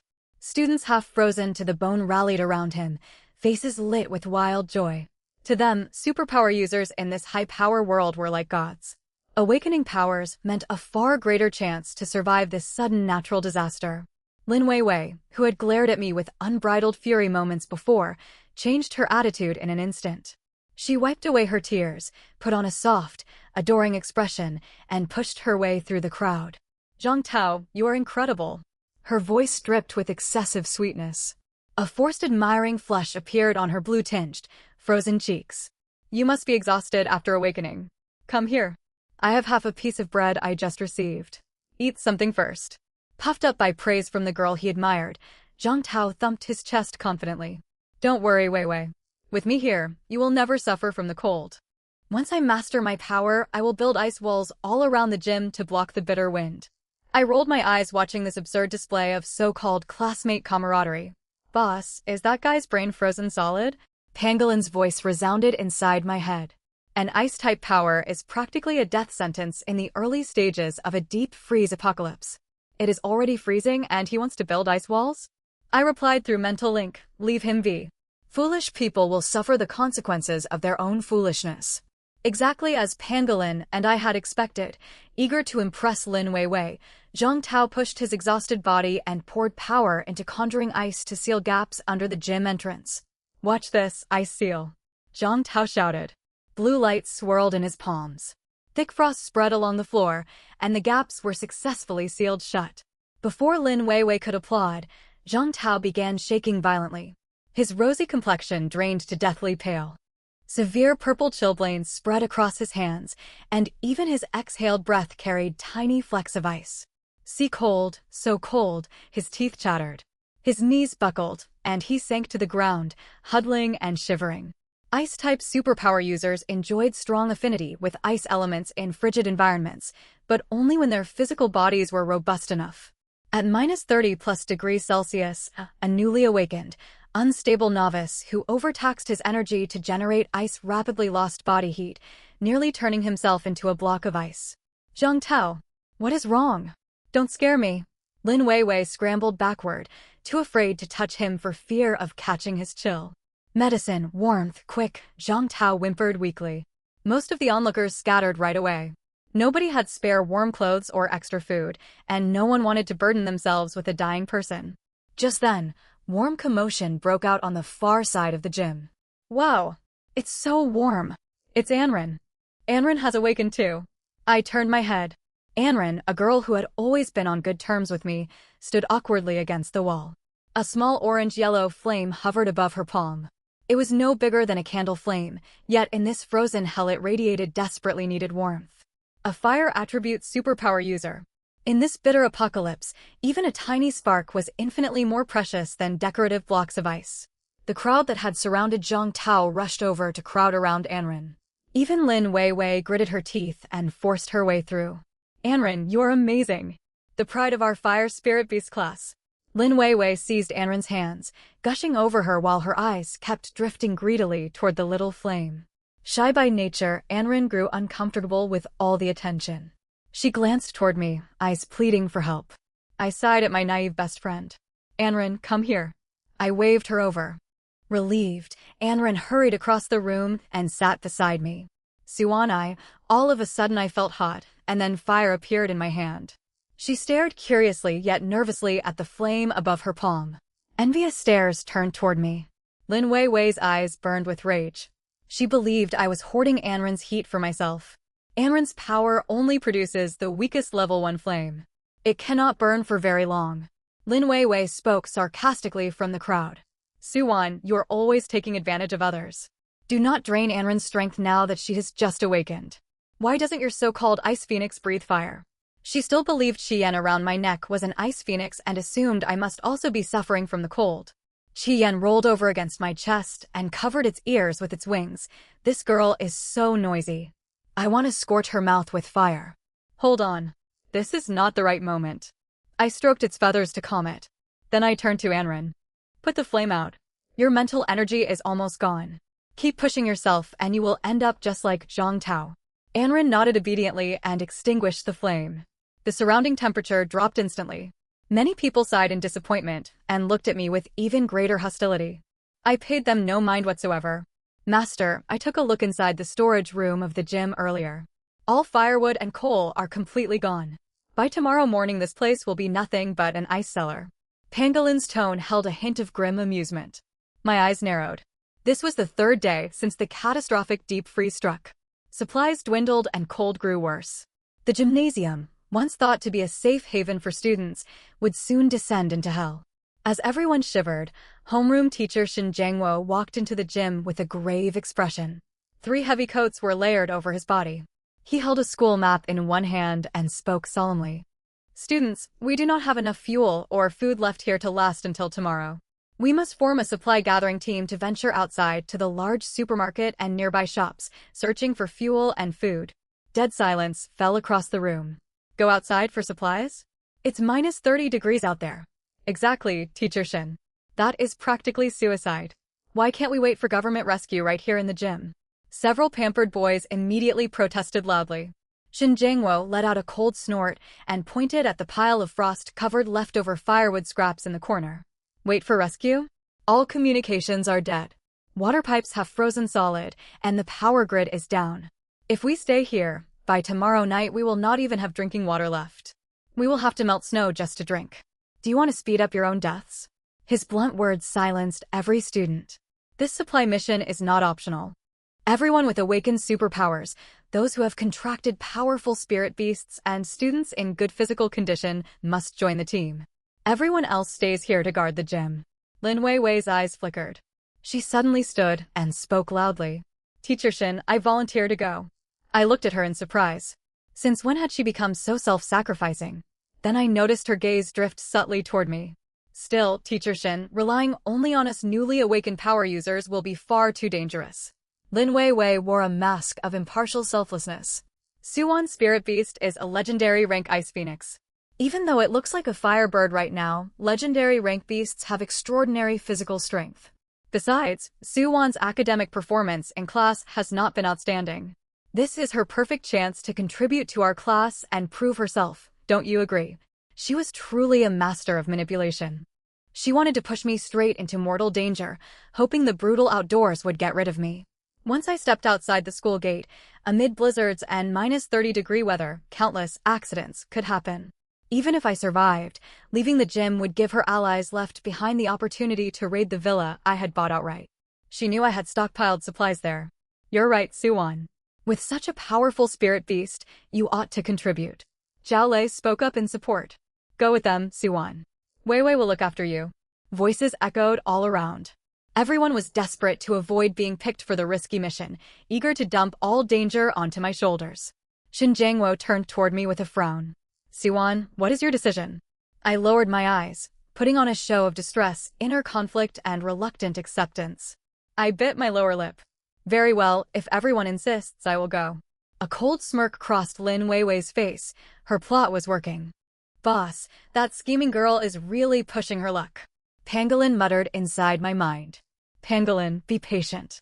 When we head out, find a chance to slip away from the group. I communicated mentally. Once the school gates open, use your burrowing ability and sneak back to my villa. Activate all the spike traps I buried around the perimeter. If any of Lin Weiwei's allies from the gym come to rob my place, drive the spikes through their legs. Understood. Master, nobody plots better than you. This is called strategy. Don't misunderstand. I retorted silently. Half an hour later, the supply gathering team assembled. There were 10 of us in total. Shin Jiangwo led the group. The members included firepower user Anren, Zhang Tao, who had barely recovered from his freeze, Lin Weiwei, myself, plus 5 physically strong boys contracted with bear-type or wolf-type spirit beasts. Let's move out. Shin Jiangwo yanked open the gymnasium doors. In an instant, a ferocious cold wind mixed with hail roared inward, knocking over several tables propped against the doorway. The blazing flame bird tucked tightly against my chest let out an indignant cry. Anren quickly pulled her collar closed to block the bitter chill. The moment I stepped past the threshold, frigid cold washed over our entire group like an overwhelming tide. The world outside had been completely transformed. On the school's sports field, knee-deep snow had long frozen into a solid sheet of ice. Howling winds tore across the empty campus, roaring like enraged beasts. Several century-old pine trees had split clean down their trunks from the extreme freeze, crashing onto the snow with sharp cracking sounds. Scattered along the road were a handful of corpses half buried under snowdrifts. Only stiff, bluish hands jutted out, pointing lifelessly toward the gloomy overcast sky. Shin Jiangwo wrapped 3 thick down jackets around his frame and marched at the head of the group, leaning hard against the gale. Lin Wei held her pangolin securely in her arms, positioned midway through our formation. Master, I'm dipping out now. As we neared a snow pile beside the school's side gate, the pangolin silently wriggled free from Lin Wei's embrace and slipped into the snow without drawing anyone's notice. Lin Wei was far too numb from the freezing cold to monitor her pet slacking off anyway. Her consciousness was nearly fading from the brutal low temperatures. Suwon, hurry up. Don't slow the whole team down. Lin Wei twisted around and shouted at me. Hardened ice crusts had formed on her face mask from her own warm breath condensing and freezing solid. I ignored her, holding the blazing flame bird tighter to my torso and stepping carefully into the footprints left by the people ahead. An hour later, we fought our way through snow-blocked streets and arrived at the entrance of Jiajayu's supermarket, the largest supply store near campus. Yet the sight greeting us sent a chill through every person present. A huge jagged hole had been violently torn open on the supermarket's heavy security rolling shutter. Darkness pooled within the building, mixed with coarse shouts drifting out alongside the savory aroma of grilled meat. Someone else had already claimed this place as their territory. Teacher Shin, there are people inside. Zhao Lei tugged nervously at Shin Jingwo's sleeve. In the apocalypse, natural disasters were rarely the deadliest threat. Lawless humans unrestrained by rules were far more terrifying. Shin Jingwo's expression darkened, but glancing back at his shivering students, he gritted his teeth firmly. We're going inside to negotiate. This supermarket holds the largest stockpile of supplies nearby. We cannot return empty-handed. We filed single file through the broken opening in the shutter. The temperature inside was noticeably warmer than the frozen outdoors.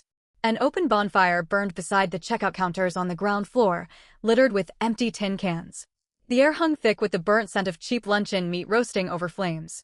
7 or 8 unkempt street toughs clustered around the fire, clad in bulky overcoats. Each gripped steel pipes and machetes torn from supermarket shelving, and 2 of the men even led half-human tall, mutated Tibetan mastiffs on leashes.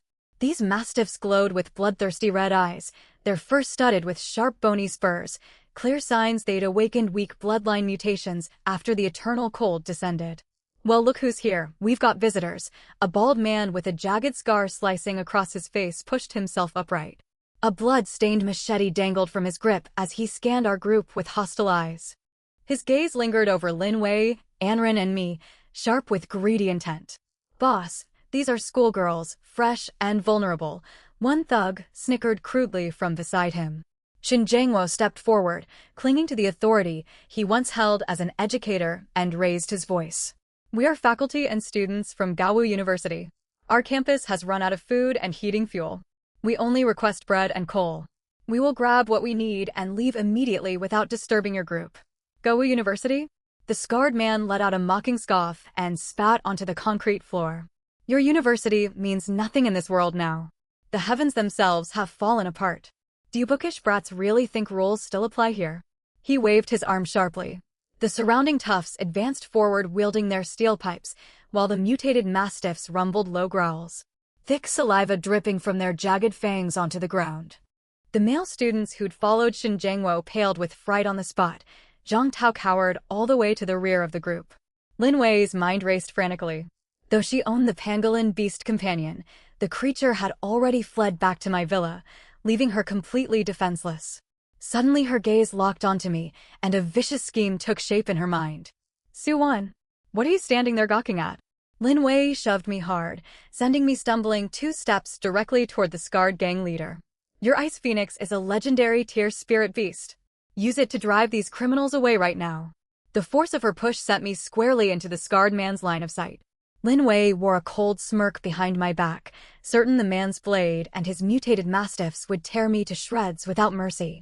Little girl, you walked right into us on your own accord, the scarred man grinned maliciously, stretching a grimy, calloused hand out toward my jaw.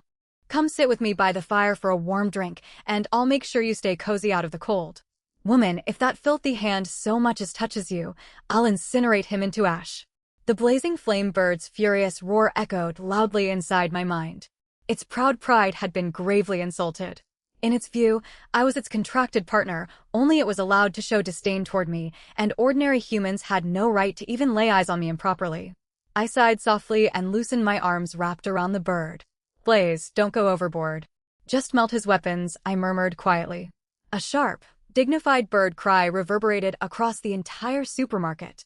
The blazing flame bird burst from my embrace as a brilliant streak of crimson gold light, its body swelling noticeably in size. Golden flames flickered across its fully unfurled wings. Sizzle. The bird clamped its beak onto the man's outstretched wrist, its pure young flame colliding directly with the machete in his grasp. Screams of agony erupted instantly. The high-grade steel machete liquefied into scalding molten iron the second it made contact with the golden fire, dripping onto the cement floor and burning black smoldering craters into the surface. The man's right hand was charred black from the extreme heat, and a sickening stench of burning flesh filled the air. It's a monster. There's a monster here. The other gang members fled backward in terror, dropping their steel pipes in blind panic. The 2 previously ferocious mutated mastiffs instantly retracted their bony spurs the moment they heard the bird's cry. Their legs buckled, and they collapsed onto the floor in unison, whimpering submissively with their heads pressed to the ground. This was the absolute suppression of a superior bloodline over inferior spirit beasts. Lin Wei's smirk froze completely on her face. Her eyes widened into saucers, filled with total disbelief. How was this possible? Suwon's so-called useless fire sparrow was supposed to be nothing more than a tiny flame starter. How could it wield such devastating power? That was solid steel, reduced to liquid metal in an instant. I brushed imaginary dust off my clothes, pulled Anrin back beside me, and smiled coldly at the scarred man rolling on the floor, clutching his maimed hand. Now, sir, can we discuss how to divide the supplies? The scarred man trembled violently on the ground, clutching his mangled hand as pain racked his body. All prior aggression vanished from his eyes, replaced by overwhelming dread. We can talk. Anything you say goes, miss. Please spare us. He gritted his teeth and begged, terrified the small yet overwhelmingly powerful firebird perched on my shoulder would unleash another burst of flame against him. I nodded toward the stunned Shin Jangwo and the other students. Teacher Shin, what are you waiting for? Start gathering the supplies. Ah, right. Hurry everyone, collect the goods. Shin Jangwo snapped out of his stupor and quickly ordered the male students to ransack the supermarket shelves. Anrin stared at me with unbridled admiration. Suwon, that was incredible. What breed is your spirit beast exactly? How is it this powerful? I stroked the blazing flame bird, preening its feathers arrogantly atop my shoulder, and offered a casual lie. Probably some mutated fire sparrow. It handles cold temperatures well, and it must have gotten an unexpected power surge today. Woman, you are the sparrow. Your entire family are sparrows. I am an ancient phoenix. The blazing flame bird exploded in outrage inside my consciousness. Calm down. I'll get you extra rations once we head back, I soothed the creature. Off to the side, Lin Wei stood by the shelves clutching several cans of preserved food, her features twisted with resentment as if she'd swallowed a handful of bitter bugs. She could not wrap her head around the unfairness of it all. She had claimed the pangolin, the supposedly top-tier beast companion, in this timeline. Yet Suwon had picked a worthless bird no one wanted and become the center of everyone's attention. You must have used some dark trick just now, Suwon. That bird shouldn't possess that level of strength. Lin Wei walked over and muttered sourly. I paid her no mind whatsoever and walked straight past her as if she did not exist. Thud, thud, thud. A faint, rhythmic knocking suddenly echoed from behind the reinforced metal door at the very back of the supermarket. The noise was faint amid the chaotic commotion inside the store, but my heightened senses from forming the spirit contract picked it up immediately. Who's in there? I walked toward the door with a furrowed brow. The scarred man's expression flickered with unease, stammering out an excuse. And nothing important. Just a few uncooperative employees we locked up to discipline them. Open the door, I ordered coldly. Daring not to disobey, the scarred man gestured for one of his men to unlock the metal door with a key. A thick mildew stench washed outward the second the door creaked open. Pitch-black darkness stretched down the basement staircase, mixed with quiet weeping and weak groans from multiple people trapped below. Shin Jangwo shone his flashlight down into the basement and gasped in horror. Dozens of people were crammed tightly into the confined underground space, clad in tattered rags, deathly pale from hypothermia, with simple iron chains clamped around their wrists and ankles. After seizing control of the supermarket, this gang had imprisoned local staff and ordinary refugees to exploit them for forced labor and vent their frustrations. Please save us, an elderly white-haired elder lifted his head toward the flashlight beam. One lens of his glasses was shattered, yet he carried an air of refined scholarly bearing despite his dire state. We worked together to pull all the captives out of the basement. Anrin used her weak Tier 1 flame ability to warm the shivering survivors. The elderly professor drank a sip of water we handed him, and regained enough strength to grasp my arm tightly with emotion. Young lady, thank you. Thank you for saving our lives. May we have your name, sir? Shin Jangwo asked gently. The elder heaved a weary sigh and replied weakly. My name is Shin Jangwo, retired researcher from the Provincial Academy of Agricultural Sciences. I got stranded in this neighborhood the moment the eternal cold catastrophe struck, then was captured by these men. An agricultural sciences professor? My heartbeat quickened sharply. In the later stages of the apocalypse, plant life mutated drastically, making agricultural cultivation knowledge one of the most scarce and vital resources left in the world. This old man was an irreplaceable treasure. Professor Chen, come back to the school with us. It is cold there, but far safer than out here, Shinjangwo offered. Professor Chen shook his head and pulled me aside, lowering his voice with grave urgency. I cannot travel far. My granddaughter Chensi works as a volunteer physician at the constant temperature storage facility on the city outskirts. I need to reach her. The constant temperature storage facility? Shinjangwo exclaimed in shock. Isn't that the largest national grain reserve depot in the city? It is. The facility holds most of the city's military and civilian emergency grain reserves alongside Spirit Beast feed, powered by an independent geothermal heating system, the professor said anxiously. But survivors who escaped recently told me the compound has been seized by a criminal faction calling themselves the Black Wolf Gang. They've taken dozens of people captive for forced labor. My granddaughter is still trapped inside. The mention of the constant temperature storage facility flooded my mind with memories from my past life. In the early apocalypse, the depot had indeed stood as a haven overflowing with supplies, but it also became a mass grave for countless survivors. The Black Wolf Gang was notoriously brutal, and their leader wielded a second-tier superpower, making him an extremely ruthless adversary. This location sounds far too dangerous for our current strength. We should return to campus and devise a proper plan first. I feigned hesitation and spoke loud enough for Lin Wei to hear clearly. Lin Wei's eyes lit up the instant the name was spoken. I watched out of the corner of my eye as she covertly typed the words Suburban Constant Temperature Storage Facility into her phone memo. With her numb, frozen fingers, I knew full well the scheming girl was already plotting her next greedy move. Once we finished loading the supplies, we led the rescued survivors back toward the school campus. But the moment we passed through the main school gates, crashing sounds and frantic screams erupted from the direction of the gymnasium. Something terrible has happened. Shinjangwo paled instantly, and we sprinted toward the gym as fast as we could run. A massive hole had been smashed into the gymnasium's thick iron gate. Blankets and supplies once neatly stacked inside lay scattered and trampled across the floor. Hand over the food. Why do you gifted ability users get full meals while we starve out here? I'll fight you all for what we're owed. A brutal brawl raged in the center of the gym.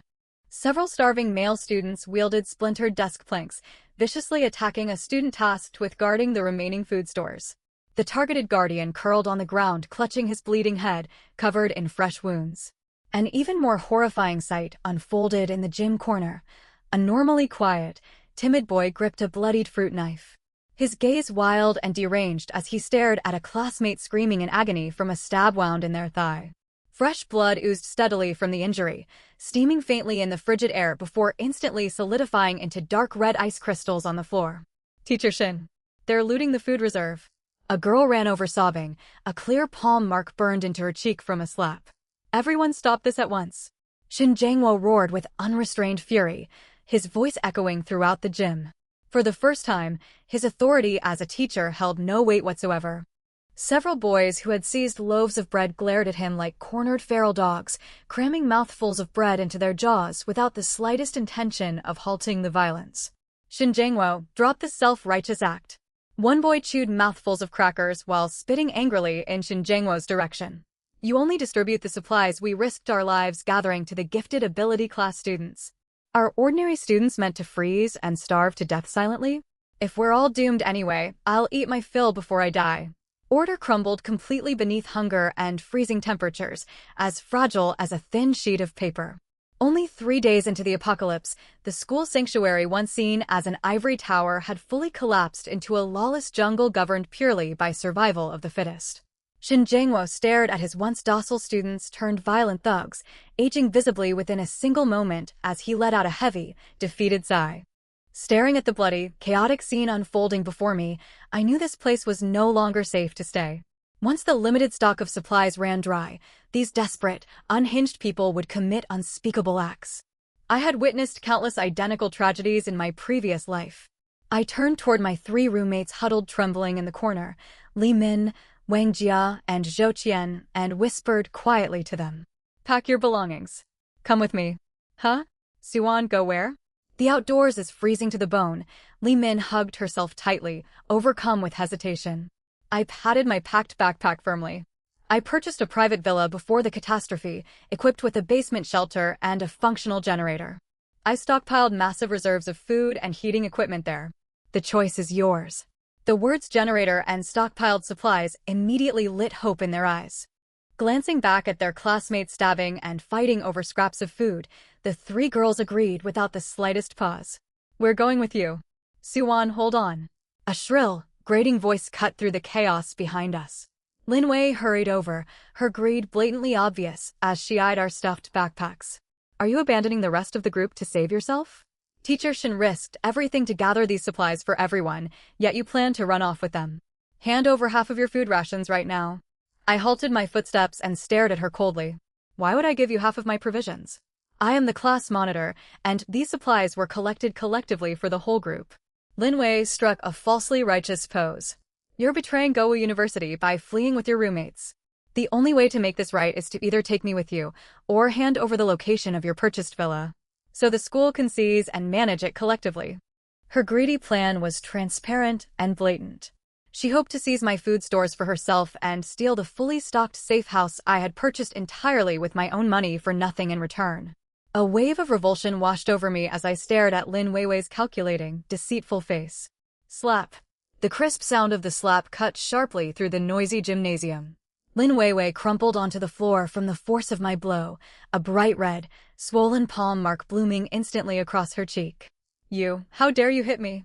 She cupped her stinging cheek, staring at me in utter disbelief. I hit you exactly because you deserved it. I stood over her with icy eyes, clapping the dust off my hands. I've put up with your schemes long enough. Spare me your fake moral grandstanding.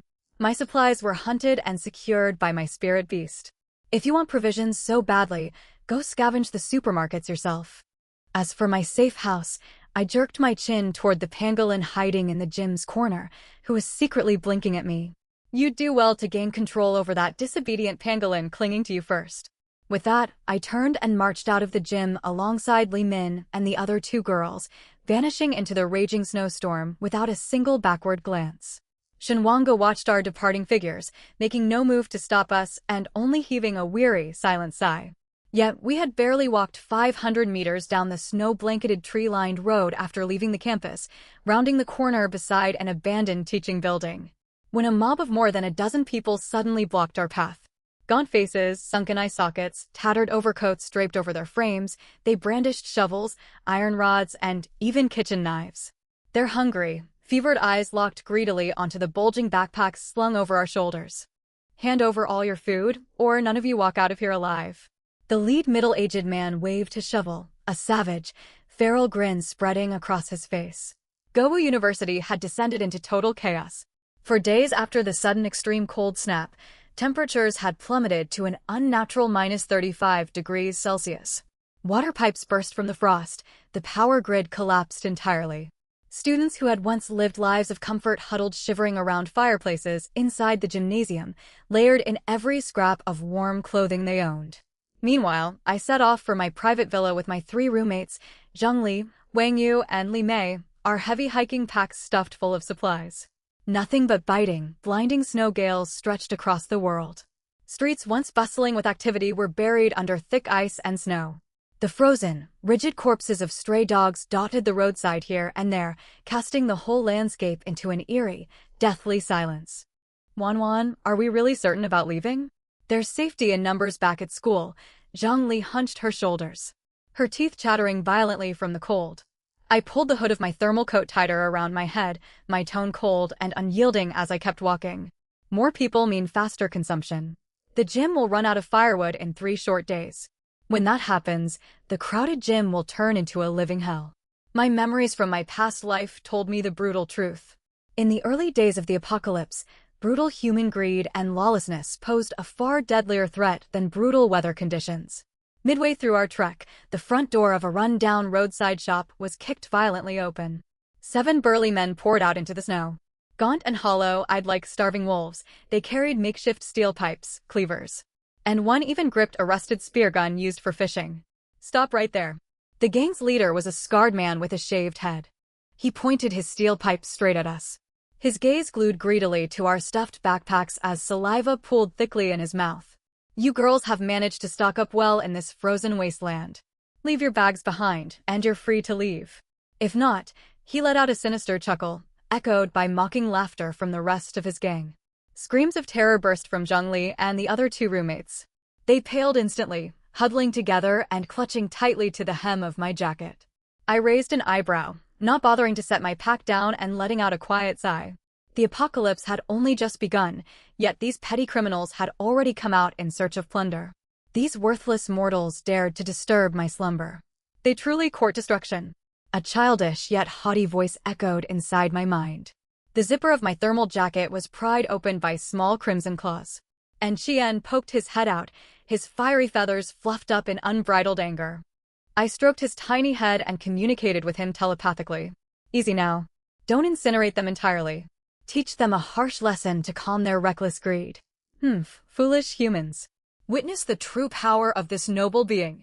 Chien tilted his head upward with arrogant pride and soared into the air. Though no bigger than a sparrow at rest, his body expanded rapidly mid-flight. He had not yet attained human form, but his wings stretched a full 2 meters wide, his plumage glowing with sacred scarlet gold hues. A fire-type spirit beast.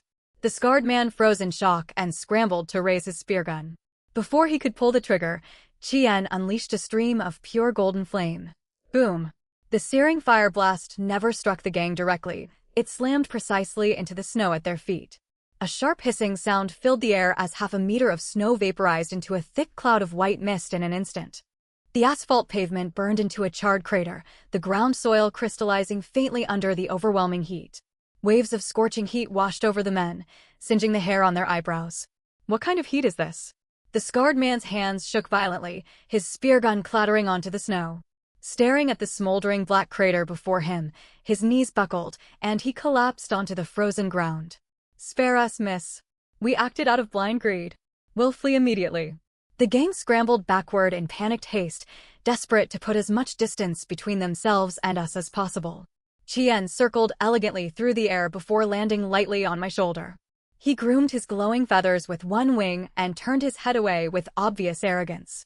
I spared their worthless lives purely out of consideration for you. I smoothed down the soft feathers along his neck. The little beast relaxed and half closed his eyes in bliss. Even as he grumbled petulantly, "Do not touch my neck. Proper boundaries must be kept between genders." Wan, that was absolutely incredible. No wonder you never seem bothered by the freezing cold. Your spirit beast is a fire phoenix. Zhongli and the others crowded around me, looking at me with unbridled awe, their earlier terror completely washed away. I patted Chien's hindquarters to urge him back into my coat and led my roommates onward.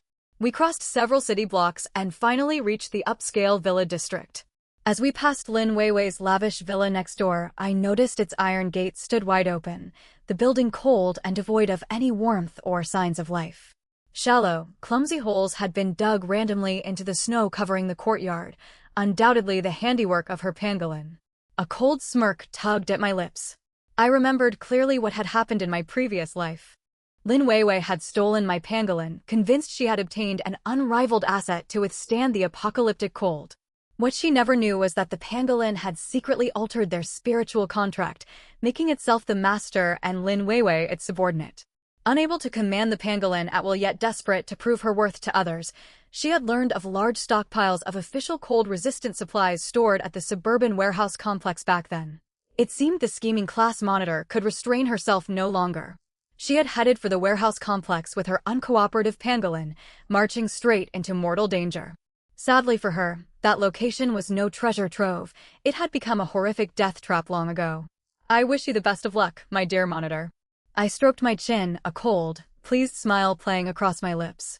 After settling my roommates safely inside the warm villa living room and pouring myself a cup of hot tea, the villa doorbell suddenly began ringing frantically.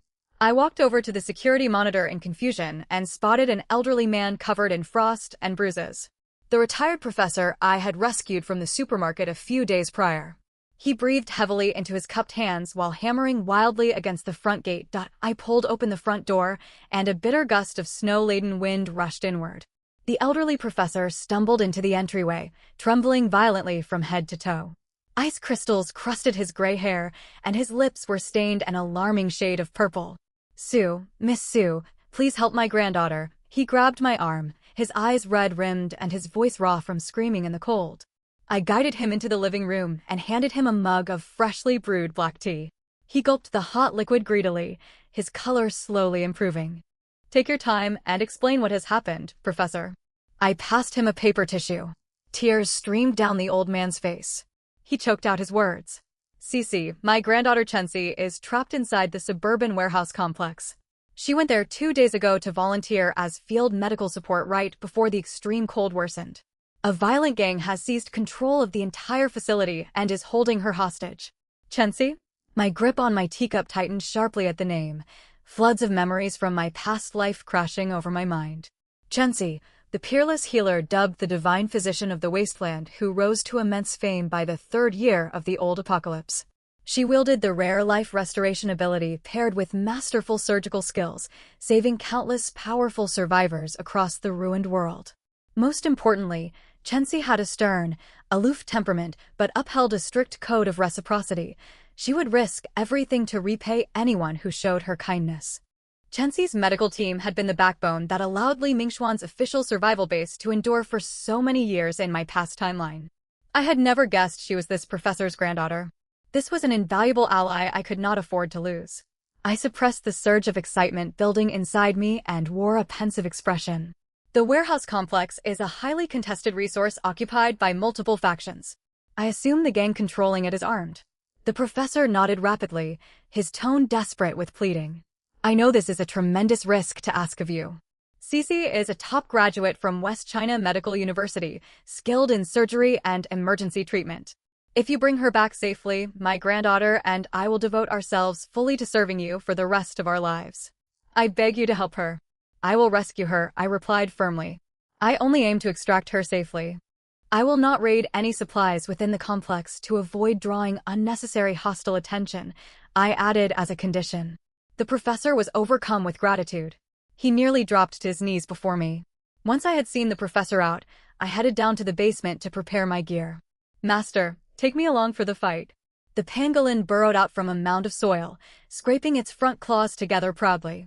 I fully absorbed a 2nd-tier earth crystal yesterday and have grown far stronger.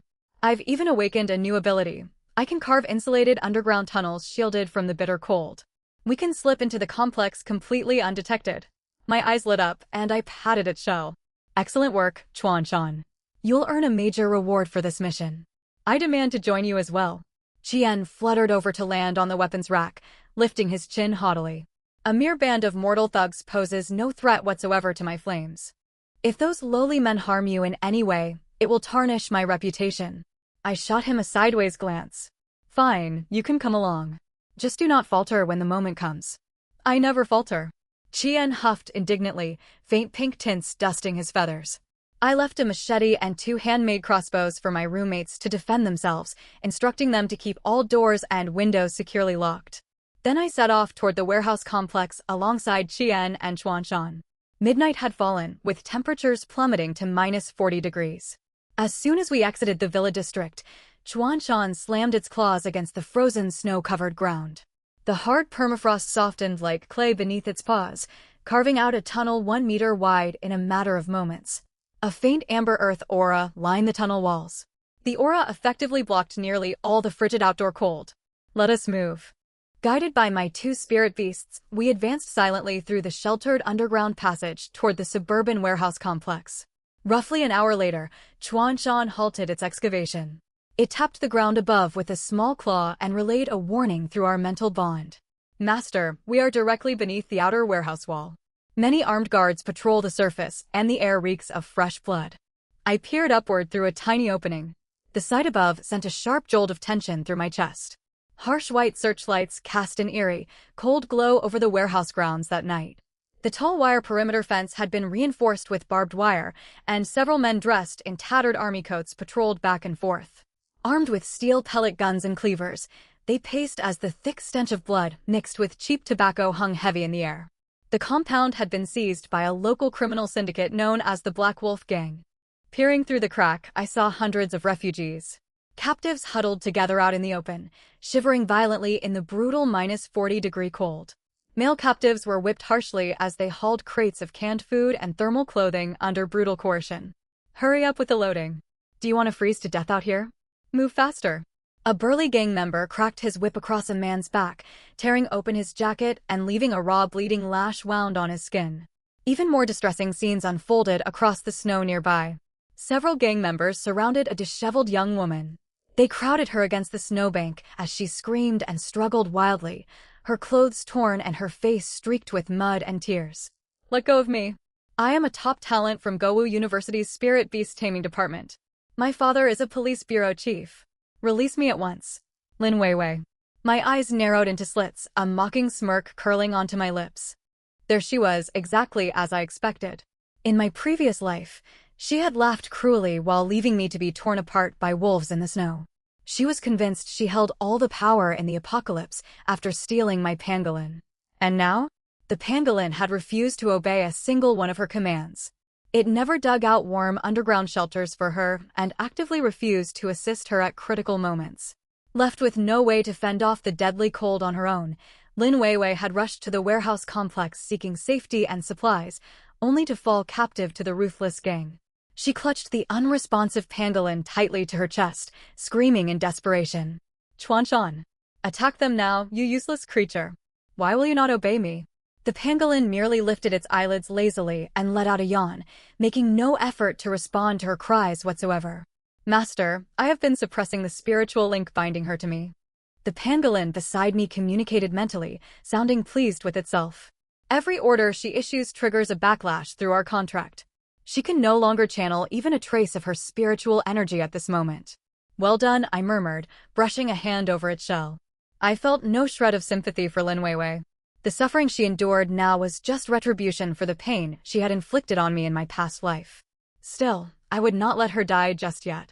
She could serve as a useful distraction during future travels. Chuanshan, keep tunneling forward. We will circle around the patrolling gang members and head for the basement where the hostages are being held, I ordered quietly. Understood. The pangolin extended the tunnel forward once more. Minutes later, we emerged from the soil. We surfaced in a shadowy, damp corner of the underground storage basement. Dim light filled the space, thick with the moldy stench of damp concrete. Dozens of women and elderly survivors huddled together in the shadows, and standing out prominently among them was a young woman. Wearing a stained white lab coat, she tended to an injured elderly woman with calm precision. Her hair was tied back neatly in a ponytail, and her icy, unflinching gaze remained steady despite her grim surroundings. Chensi. I walked quickly toward her. She tensed with vigilance. Lowering my voice, I spoke. Dr. Chensi, your grandfather sent me to rescue you. An escape route is prepared underground. Come with me. Chensi froze for a split second before regaining her composure instantly. She glanced at Qian perched on my shoulder, then toward the tunnel. She reached a swift decision. I will go with you, but I cannot abandon the dozen severely wounded survivors being held here. I will carry the injured. A rescued man clenched his jaw and stepped forward firmly, with several other captives volunteering to help transport the wounded. I admired Chensi's unshakable resolve. It was no wonder she grew into the formidable divine physician of the wasteland, possessing unparalleled mental fortitude. Before we could guide the injured refugees into the tunnel, the heavy iron basement door was kicked open violently with a deafening crash. Taking your sweet time locking up the prisoners? The boss ordered us to bring a few women topside tonight. 3 gang members wandered into the basement carrying flashlights and reeking of alcohol.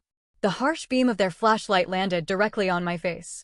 The blinding beam swept erratically across the dim basement before locking onto my features. Well, look what we've found hiding down here. Quite the pretty face we've stumbled upon. The lead gang member was a burly one-eyed man who spat out his cheap cigarette. His flashlight raked over my form with blatant greed as he let out a crude, mocking laugh. Boys, the boss gets first pick tonight, but it looks like we've got ourselves a bonus prize. Bring this girl upstairs with us. The other 2 gang members closed in with grins. They brandished sharp cleavers in their hands. The civilian survivors cowered and screamed, pressing themselves deeper into the shadowed corners of the basement. Chensi's expression turned cold as steel as she stepped protectively in front of a wounded child, staring down the thugs without fear. I stood rooted to the spot with both hands tucked into the pockets of my thermal coat, not bothering to lift a single finger. Foolish mortals. If you value your eyes, I will gladly burn them to ash. Qian flared up with unbridled fury inside my jacket. His shrill voice echoed sharply within my mind. Let me out at once. I will teach these vile humans the true wrath of sacred phoenix flame. Enough. Don't burn down the basement. Keep it quick and clean. I soothed the creature through my mind link. Got it, quit nagging. Chien let out a sharp cry, streaking out of my embrace like a scarlet bolt of lightning. What the hell is that? The one-eyed gangster was blinded by a flash of crimson, and oppressive heat flooded the cramped basement in an instant. Spreading its blazing wings midair, Chien spewed a stream of golden phoenix true fire. The searing flame skimmed past the ears of the three thugs and struck the iron doorframe dead on. The thick metal frame melted and warped like butter under the extreme heat. Globs of molten iron dripped onto the concrete floor to billow acrid black smoke as they scorched the ground. The broadswords held by the other two men instantly liquefied into scrap metal. The agonizing burn forced them to fling away the scalding handles with screams. This is an advanced beast tamer. Terror overwhelmed the one-eyed criminal, cold dread pooling in his trousers to form wispy white vapors amid the frigid air. Run. Fetch the boss right now. The two remaining gangsters scrambled madly for the exit. Yet the stone floor abruptly twisted and shifted beneath their feet. Earthen spikes, rise. Chuanshan rumbled lowly from underground. Boom. Dozens of sharp stone spears jutted upward like spears of war, completely barricading the doorway. The jagged rock tore deep, bone-deep gashes into their legs. The fugitives collapsed on the ground, screaming in agony. The commotion inside the basement had drawn the Black Wolf Gang's main force outside. Urgent whistle blasts echoed through the wind, mixed with trampling footsteps and the metallic click of guns being cocked. Scores of gang members armed with homemade weapons swarmed toward the basement entrance. Damn it, someone's crashing our turf. It's down in the basement. Let them go, you monsters. Lin Weiwei's frantic shouts drifted from outside, paired with the lazy yawn of Chuanshan. I curled my lips into a cold smirk, drawing a military dagger from my waist and turning toward Chensi. Dr. Chen, watch over the wounded here. Chuanshan, guard the basement entrance. Chien, come with me. We're wiping this place out. Been waiting for this moment, human woman. Chien hovered above my head, golden flames flickering across its body to dispel the bitter cold all around us. I stepped out of the basement and came face to face with the gang's second-in-command, a burly brute gripping a hunting rifle. Known to everyone as the Twin Guns, he pulled the trigger without hesitation the moment he spotted me. Chien, melt him, I ordered coldly. A pillar of crimson fire thick as a water barrel erupted forth, a roaring fiery dragon that vaporized his rifle along with half his torso. Monster. It's a monster. The surviving gang members dropped their steel pipes and blades, paralyzed with fright. This was not a fight. It was one-sided annihilation. 10 minutes later, the chaos within the warehouse complex faded into silence. All remaining members of the Black Wolf Gang, including their arrogant leader who once wielded absolute power, knelt trembling in the snow, bruised and battered from head to toe. Hundreds of enslaved refugees stood frozen inside the ruined warehouse, staring at me in stunned silence. None of them could fathom that a woman barely in her early 20s, accompanied by a fiery red avian beast and an unassuming pangolin, had crippled the entire gang in just 10 minutes. Chensi led the injured refugees out from the basement, genuine surprise softening her usual icy expression. Cece. The elderly professor's voice rang out from the warehouse gates. He had followed the trail Chuanshan left behind instead of waiting for my return. Tears streamed down his face the second he laid eyes on his granddaughter, and the two clung tightly to each other. They wept with relief. Miss Su, our family owes you an irredeemable debt of gratitude. The old scholar bowed deeply with red-rimmed eyes. I waved the gesture off and prepared to task Chuanshan with hauling our claimed supplies back to the villa. Suddenly, a figure darted out from a pile of rubble nearby. Is everyone all right? Lin Weiwei stumbled over in a disheveled state, her clothes caked in grime as she put on a sorrowful, exaggerated display of tears. She threw herself in front of the newly rescued refugees. With arms outstretched, her voice rang loud and trembling with manufactured emotion. Thank goodness everyone is safe. I let myself get captured by the Black Wolf Gang on purpose to infiltrate their hideout, secretly sending Miss Su directions the entire time. Students from the Martial Arts University will always stand with ordinary people. The rescued civilians fell into a stunned hush at her declaration. So this young lady is the one who saved us? No wonder she clung to that pangolin when she was seized. She deliberately walked into enemy territory to help us. Several simple-hearted refugees looked at her with gratitude, some moving forward to help her to her feet. Lin Weiwei shot me a smug glance, malice and triumph glinting deep within her eyes. Her life had been tough in this timeline. Yet if she seized the title of savior, these refugees would act as her shields and laborers on the journey back to the university or the official survivor base. I stared at her award-worthy performance and let out a sharp mocking laugh. Lin Weiwei, your skin is thicker than the ancient city walls from your past life. I crossed my arms over my chest, my tone icy. Lin Weiwei's eyes welled with tears on command, her face twisting into a hurt, wronged expression. Suan, I know you resent me for taking the pangolin from you. But with such a dangerous foe looming, I risked my own safety for these people. How can you humiliate me like this? Several misled refugees shot me hostile glares. Miss, how can you speak so cruelly? This young lady endured terrible suffering for all of us. I let out another cold laugh before I could respond, but Chenxi stepped forward from behind me. She fixed a frigid gaze on Lin Weiwei, clutching a bloodied piece of gauze she had just removed from a wounded survivor. Her voice cut like the bitter winds of the far northern wastelands. Miss Lin, when the gang threw you onto the snow in the basement, you wailed for Suan to save you nonstop. There was no trace of brave infiltration back then. Furthermore, Chenxi's gaze drifted to the shivering pangolin curled in Lin Weiwei's arms. Once you were locked inside, you stole the only blanket a refugee had to wrap yourself up warm. Your spirit beast was not even willing to dig a tiny escape tunnel for you. Now that the danger is past, you step forward claiming you aided our rescue from the shadows. Have you no shame? A murmur of outrage rippled through the crowd of refugees. I remember now. She snatched old Madame Wang's blanket, and the elder nearly froze to death because of it. That's right. She tried to hide behind me to shield herself from gunfire earlier.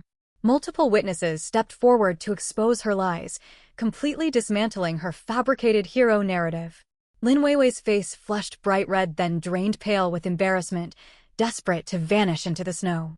At that exact moment, the pangolin in her arms let out a massive yawn, tumbling out of her grasp to nudge gently at my pant leg with its small head. Chuanshan, you traitor! Lin Weiwei shrieked, collapsing onto the snow in utter mortification, thoroughly disgraced before everyone. The refugees' grateful regard curdled into disgust and anger. Many spat toward her as she scrambled frantically away from the warehouse grounds. Miss Su, this selfish troublemaker is not worth dirtying your hands over. Chenxi walked to my side, her gaze steady and resolute. I swear on my life and my grandfather's life, from this day onward, we are entirely yours to command. I smiled and squeezed her hand. No need for such solemn vows, Dr. Chen. Happy to have you as our ally. I had officially secured my first reliable top-tier support teammate. I turned toward the deepest section of the warehouse and clapped my hands. Chuanshan, tear open that reinforced steel gate at the back. Let's see what treasures are hidden inside. When Chuanshan smashed the military chains sealing the blast-proof gate with one swipe of its claw, the faint glow spilling out alongside mountains of sealed crates left me utterly stunned. Standing in the deepest recess of the underground stockpile, I patted Chuanshan's rust-stained head after it shattered the heavy iron locks. Excellent work. You'll get extra treats when we head back. I communicated with it through telepathy. The pangolin bowed its front paws in delight, its small eyes crinkling into thin slits. Master, I can already smell metal scraps and tasty spirit crystals in there. We've struck gold this time. I pushed the massive metal gate open amid low, grating metallic screech. The beam from my flashlight cut straight into the darkness, and even with all the horrors I had endured in my previous life, I gasped in shock. This was no ordinary civilian warehouse. It was a temporary military strategic supply depot. Neat stacks of olive green military crates towered from the floor all the way to the ceiling. I pried open one wooden crate at random to find military thermal parkas sealed neatly inside moisture-proof vacuum packaging. The fabric felt sturdy to the touch, holding a gentle, constant warmth. These high-tech polymer garments were impossible to buy with any amount of money even in my past life. Whoa, Wanwan, this is insane. Zhang Li gasped behind me, quickly clamping a hand over her mouth to keep her voice from carrying outside. I ran a quick visual tally of the stock. The supplies here were staggering. No fewer than 500 premium thermal coats, an entire wall stacked with military high-calorie ration bars and canned meals. Crate after crate of cold medicine and anti-inflammatory drugs, plus several sets of portable field surgical equipment. What quickened my heartbeat most was the far corner of the warehouse, lined with 5 brand-new heavy-duty diesel generators and more than a dozen barrels of low-temperature resistant high-grade diesel fuel. These supplies must have been meant for official transport to the city center right before the eternal freeze hit. Qinshi brushed a hand against the cold metal crates, shock flickering across her calm features. With all of the stock, we can safely survive in the villa until next spring. We could last 3 full years without going hungry with these resources. I grinned widely, the heavy weight lingering over my heart finally lifting away. Still, transporting such a massive haul posed a major problem. Refugees lingered everywhere outside the warehouse complex. An obvious loading operation would draw starving crowds desperate enough to attack us for supplies. Leave it to me, master. Chuanshan wagged its tail proudly, speaking to me through our mental bond. I just leveled up, so my cavern construction ability covers a far larger radius. I can dig a direct transport tunnel beneath this warehouse leading straight into our villa's basement. I can store all the goods inside my spatial stomach organ and make a dozen round trips to move everything completely undetected. Deal. Put in the work tonight, and I'll reward you with 10 Earth-attuned spirit crystals. I promise generously.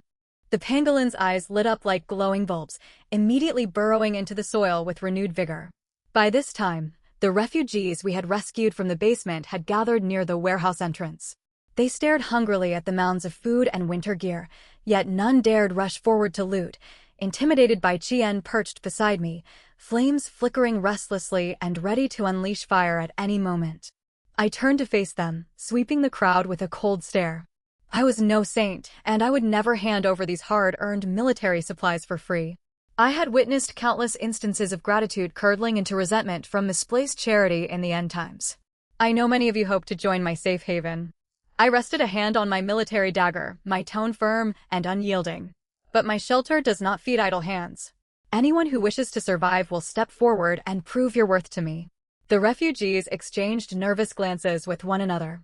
Soon, a rugged middle-aged man with a buzz-cut and sun-hardened skin stepped forward. He shivered against the bitter cold yet stood tall with disciplined posture. My name is Zhang Guizhan. I'm a retired army reconnaissance soldier. Give me regular meals, and I'll manage all base security and patrol duty without a single mistake. Memories from my past life resurfaced as I studied him. Zhang Guizhan had risen to become a centurion at one of the official survivor bases years later. Fiercely protective of his people and unwaveringly loyal, a truly talented leader. You're in. I nodded in approval. Next, an elderly man with thick glasses and grease-stained hands raised his arm shakily. I'm a retired senior mechanical engineer from the Municipal Machine Tool Factory. I can repair generators, rewire electrical systems, and even forge usable weapons out of scrap metal. Master Wang, welcome aboard. I hurried forward to steady his trembling frame. In the apocalypse, a mechanic who could maintain power infrastructure was more valuable than 10 supernaturally gifted ability users combined. I selected 4 more physically fit, clear-eyed young men from the refugee group. To everyone else left behind, I distributed 2 cans of rations and 1 thermal coat per person, sending them off to fend for themselves. My core team was fully assembled at last, myself, my 3 roommates, Qinshi and her grandfather, Brother Zhang, Master Wang, plus the 4 young recruits. 13 people in total. Wan, our group is really coming together nicely now. Zhang Li wrapped herself in a newly donned military parka, her voice bright with joy. I squeezed Qian's fluffy cheeks while laying out a structured task roster. Brother Zhang, lead the men to tally supplies and guard the tunnel entrance. Master Wang, set up the generators and connect them to the villa's heating boiler down in the basement tonight. Qinshi, sort and catalog all medical supplies. You've got decent leadership skills for a human woman. You're barely worthy of my companionship. Qian tilted its head upward haughtily, tapping my hand with a small wing to signal me to let go of its face. I ignored its petty pride and squeezed its cheeks harder, bristling the golden feathers along its body. The phoenix chirped in flustered annoyance, demanding I release it at once. Everything was finally moving in a positive direction. Unknown to us, after fleeing the warehouse while enduring the refugees' scorn, Lin Weiwei stumbled aimlessly through the snow-blanketed urban streets.